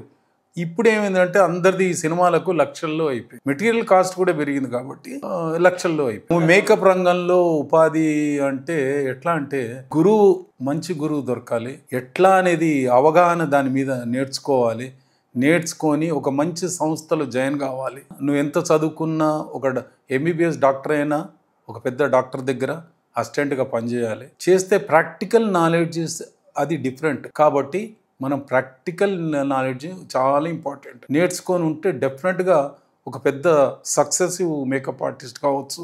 ఇప్పట్లో ఉన్నవాళ్ళు నేను చూస్తున్నాను నెలకు 3-4 లక్షలు సంపాదిస్తున్నారు. మేకప్ ఆర్టిస్టులు 3 లక్షలు 5 లక్షలు సంపాదిస్తున్నారు. ఉదాహరణకు నేను చెప్పాలంటే నా కొడుకు పెళ్ళికి నా కోడలు నా కొడుకే వాళ్ళే హై పేమెంట్ ఇచ్చారు. వాళ్ళు నేను అడగలేదు, ఎందుకంటే they want that particular material. కాబట్టి వాళ్ళు ఇచ్చుకున్నారు, చేశారు. మేకప్ కూడా బాగా చేశారు వాళ్ళు. బాలీవుడ్ టాలీవుడ్ డిఫరెన్స్ ఏమి ఉంటుందంటే నార్త్ మేకప్లో నార్త్ ఇండియన్ స్టైలు, వాళ్ళ హెయిర్ స్టైల్ వేరు ఉంటాయి, వాళ్ళ బొట్లు వేరు ఉంటాయి, వాళ్ళ డ్రెస్సులు వేరే ఉంటాయి, కలర్ స్కిన్ టోన్ వేరుగా ఉంటుంది. వాళ్ళు ఎక్కువ ఫేర్ కాన్సెప్ట్ ఉంటుంది. మనది కొంచెం స్కిన్ టోను కొంచెం 1-2 స్టాప్స్ కొంచెం తక్కువగా ఉంటుంది. కాబట్టి నార్త్ ఇండియన్స్ చాలా తక్కువ మెటీరియల్ వాడతారు, సౌత్ ఇండియన్స్ కొంచెం తమిళ్లో ఎక్కువ వాడతారు. It's all depending on the subject. నేచురల్గా తీసేవాళ్ళు ఉన్నారు, మలయాళంలో నేచురల్గా ఉంటుంది, తర్వాత సౌత్లో కూడా నేచురల్గా ఉంటుంది. సబ్జెక్ట్ మీద డిపెండ్ అయి ఉంటుంది. ఇక నార్త్ అంటే ఇక మీరు బాహుబలి అట్లాంటి గెటప్లు అవన్నీ అంటే కంపల్సరీగా మేకప్ చేయాలి. డిఫరెంట్ విగ్, డిఫరెంట్ బొట్టు, different costume, different dialogues, different scene, different shorts అంతా అట్లా. It's all depending on the subject. ఓ పర్టికులర్ అమ్మాయి ఉందండి, ఆమెకు నేను హీరోయిన్గా చేయాలనుకుంటే డైరెక్టరు కెమెరామెన్ చూసుకొని డైరెక్టర్ ఏమంటాడంటే నా కథకు నేను ఇచ్చే క్యారెక్టర్ సూట్ అవుతుందా లేదా అని ఆయన చూడాల్సి వస్తుంది. కంపల్సరీ అది, ఇట్స్ ఎ మస్ట్. అది ఒక విలేజ్ గెటప్ ఉంటే విలేజ్ గెటప్ వేసి చూసుకుంటారు. ఒక విలేజ్ అంటే లంగా జాకెట్ జడ అట్లా వేసేసి మేకప్ కూడా లైట్ టచ్అప్ నేచురల్గా ఉండే మేకప్లో. ఇప్పుడు నేను విలేజ్ సబ్జెక్ట్ అని చెప్పాను, అట్లాంటప్పుడు ఏం చేస్తారంటే ఆ బ్యాక్గ్రౌండ్లో ఆ లైటింగ్ కాన్సెప్ట్లో ఆ లైట్ మేకప్ చేసి ఆమెకు స్టిల్స్ తీసి చూస్తారు. Full length, closeup, mid shot, స్మైల్తోని, without smile, day shots, night shots అని తీసేసి చూసుకుంటారు వాళ్ళు. ఓకే ఈవిడ ఈ సినిమాకు కరెక్ట్గా సూట్ అవుతుంది, హీరోయిన్గా సూట్ అవుతుంది కాదు. అట్లా 2-3 వస్తారు, డైరెక్టర్ నచ్చితే సెలెక్ట్ చేస్తారు, లేకపోతే అమ్మా నెక్స్ట్ సినిమాలో చూస్తామా అని చెప్పేస్తారు. కాబట్టి ఆవిడ షీల్ బి దేర్. నచ్చింది అని అంటే ఇమ్మీడియట్గా చెప్పేస్తారు, నెక్స్ట్ డేనే చెప్పేస్తారు, అమ్మా ఈ 17 నుంచి షూటింగ్ ఉందమ్మా, నువ్వు రెడీగా ఉండు, మేము ఈ ఫలానా కాస్ట్యూమ్ ఫలానా టకేనా. అది వాళ్ళు త్రూ అయిపోతారు. ఇక అయిపోయి వాళ్ళకు అన్ని షెడ్యూల్ అంతా చెప్పేస్తారు. ఒకసారి సంఘటన జరిగింది. ఏమైందంటే ఒక అమ్మాయి అంత సూటబుల్ కాదు, ఒక అమ్మాయి మోడల్గా కాకుంటే వాళ్ళ తండ్రి మా అమ్మాయి ఒక సీరియల్లో యాక్ట్ చేసిందండి అనుకుంటే వాళ్ళు ఎట్లా ఫీల్ అయిపోయారంటే ఆ సీరియల్ యాక్ట్ చేస్తే ఏదో చిన్న రోల్ ఫీల్ అయిపోయి ఏదో పెద్ద హీరోయిన్ అయిపోయినట్టుగా ఫీల్ అయిపోతుంది. నేను తండ్రిని పిలిచాను, ఎందుకయ్యా నువ్వు ఇది అమ్మాయిని పట్టుకొస్తున్నావు, నువ్వు హాయిగా నువ్వు పెళ్లి చేసే అమ్మాయికి వై డూ వేస్ట్. అప్పుడు 20,000 అడిగా కావాలని, అప్పట్లో 10,000 ఉండే, నాకు 20,000 అంటే నేను 20,000 ఇస్తా, ఫోటోషూట్ చెయ్యి, మా అమ్మాయి ఎందుకు చేయని ఫైట్ చేశాడు 4-5 రోజులు. నేనన్నా ఏం చేయను, నాకు పైసలు వద్దు, నేను చేయ, ఆమె లైఫ్ స్పాయిల్ చేయక, అమ్మాయి లైఫ్ ఎందుకు నువ్వే స్పాయిల్ చేస్తున్నావు అని గొడవ అయింది. అయిన తర్వాత ఏడ్చింది, అమ్మాయి ఏడ్చింది, తండ్రి కూడా నాతో గొడవ చేసుకొని పోయాడు. లాస్ట్కు మళ్ళా చూస్తే ఇంకో 3 నెలలు 4 తర్వాత స్వీట్ బాక్స్ తీసుకొని వచ్చింది నా దగ్గరికి. అమ్మాయి తీసుకొని వచ్చి థ్యాంక్స్ ఫర్ యువర్ సజెషన్, నేను చేసుకున్న అబ్బాయి చూడండి హ్యాండ్సమ్ స్మార్ట్గా ఉన్నాడు, ఆ అబ్బాయి చాలమ్మా నీకు. ఎందుకంటే అమ్మకు ఫ్యూచర్ లేదు. నేను ఏ అమ్మాయినా చూస్తే చెప్పగలను, నేను నాకు హీరోయిన్ అవుతుందా, ఆర్టిస్టా, టాలెంట్ కాదు, ఎవరికైనా డైలాగ్స్ ఇస్తే నేను చెప్తా ఇప్పటికీ ఈమె సూటబుల్లా కాదా, లుక్ ఎట్లుంది, ఎన్ని సినిమాలు చేయగలదు, ఈ సినిమా అనగానే హీరోయిన్ చాలామంది చూస్తాను నేను, ఈ ఒక్క సినిమాలో కాగానే నేను ఏదో అయిపోయాను కాదు. అది ఆ టాలెంట్ అనేది లోపల ఉండాలి, ఉంటేనే ఆర్టిస్ట్ అవుతారు. ఏం లేకుండా రావడం కష్టం. ఏదో ఒక సినిమా 2 సినిమా ఇటు కాగానే లాంగ్ లైఫ్ ఉండరు. అందరు చిరంజీవులు కాలేరు, గ్రేట్ హీరో చిరంజీవి అందరు కాలేరు. ఆయన చూసి ఇన్స్పైర్ కాండి, తప్పులేదు. ఆయనను ఒక దేవుళ్ళలాగా పెట్టుకొని అందరూ మీరు ఫీల్ కాండి, నేను కూడా చిరంజీవి అవుతానే అనుకొని చేస్తే నువ్వు కొంత స్థాయి వరకు వెలుగుతావు, ప్రయత్నం చేయగలవు. కాబట్టి ప్రయత్నం చేయడం తప్పు లేదు. కోటా శ్రీనివాసరావు గారు ఎస్బీఐ కోటీల బ్రాంచ్లో పనిచేసేవాడు. చేస్తూ దూరదర్శన్కు డ్రామాస్ వేయడానికి వచ్చేవాడు. వాళ్ళ టీం అందరూ పరిచయం నాకు, క్లోజ్, వాళ్ళంతా ఫ్రెండ్స్ అందరు, నాకు కూడా ఫ్రెండ్స్. సుబ్బరాయ శర్మ, తర్వాత ఉష్కాకి తనికెళ్ళ భరణి, వీళ్ళంతా నా తనికెళ్ళ భరణి కూడా నాకు క్లోజ్. అయితే ఆయన ఒకరోజు నాటకం వేయడానికి లేటుకు వచ్చాడు. లేటుకు వచ్చి 1 hour ప్లే రాగానే డైలాగ్స్ ఇచ్చాడు, బ్రెయిన్లో పెట్టుకున్నాడు, పెట్టేసుకొని సీన్లోకి వచ్చాడు.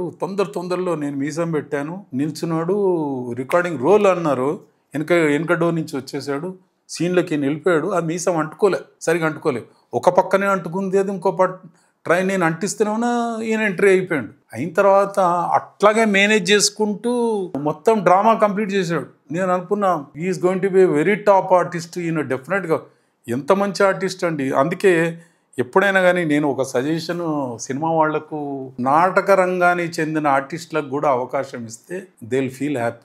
గొప్ప ఆర్టిస్టులు అది ఎందరో ఉంటారు, ఒక 100 మంది చేస్తే ఒక 4-5 దాంట్లో నుంచి వెళ్తారు డెఫినెట్గా. మెడ్రాస్లో ఆల్ డైరెక్టర్స్ డ్రామా అంటే అందరూ వెళ్ళి కూర్చుంటారు, వరుసలో కూర్చొని దాంట్లో నుంచి సెలెక్ట్ చేస్తారు. స్టేజ్ వాడికి కొంచెం మంచి ఎక్స్పీరియన్స్ ఉంటుంది, మనం అన్ని యాంగిల్లో ఆయనను చూసుకోవచ్చు, పలానా క్యారెక్టర్ సూట్ అవుతాడా, దీనికి గాడా అని.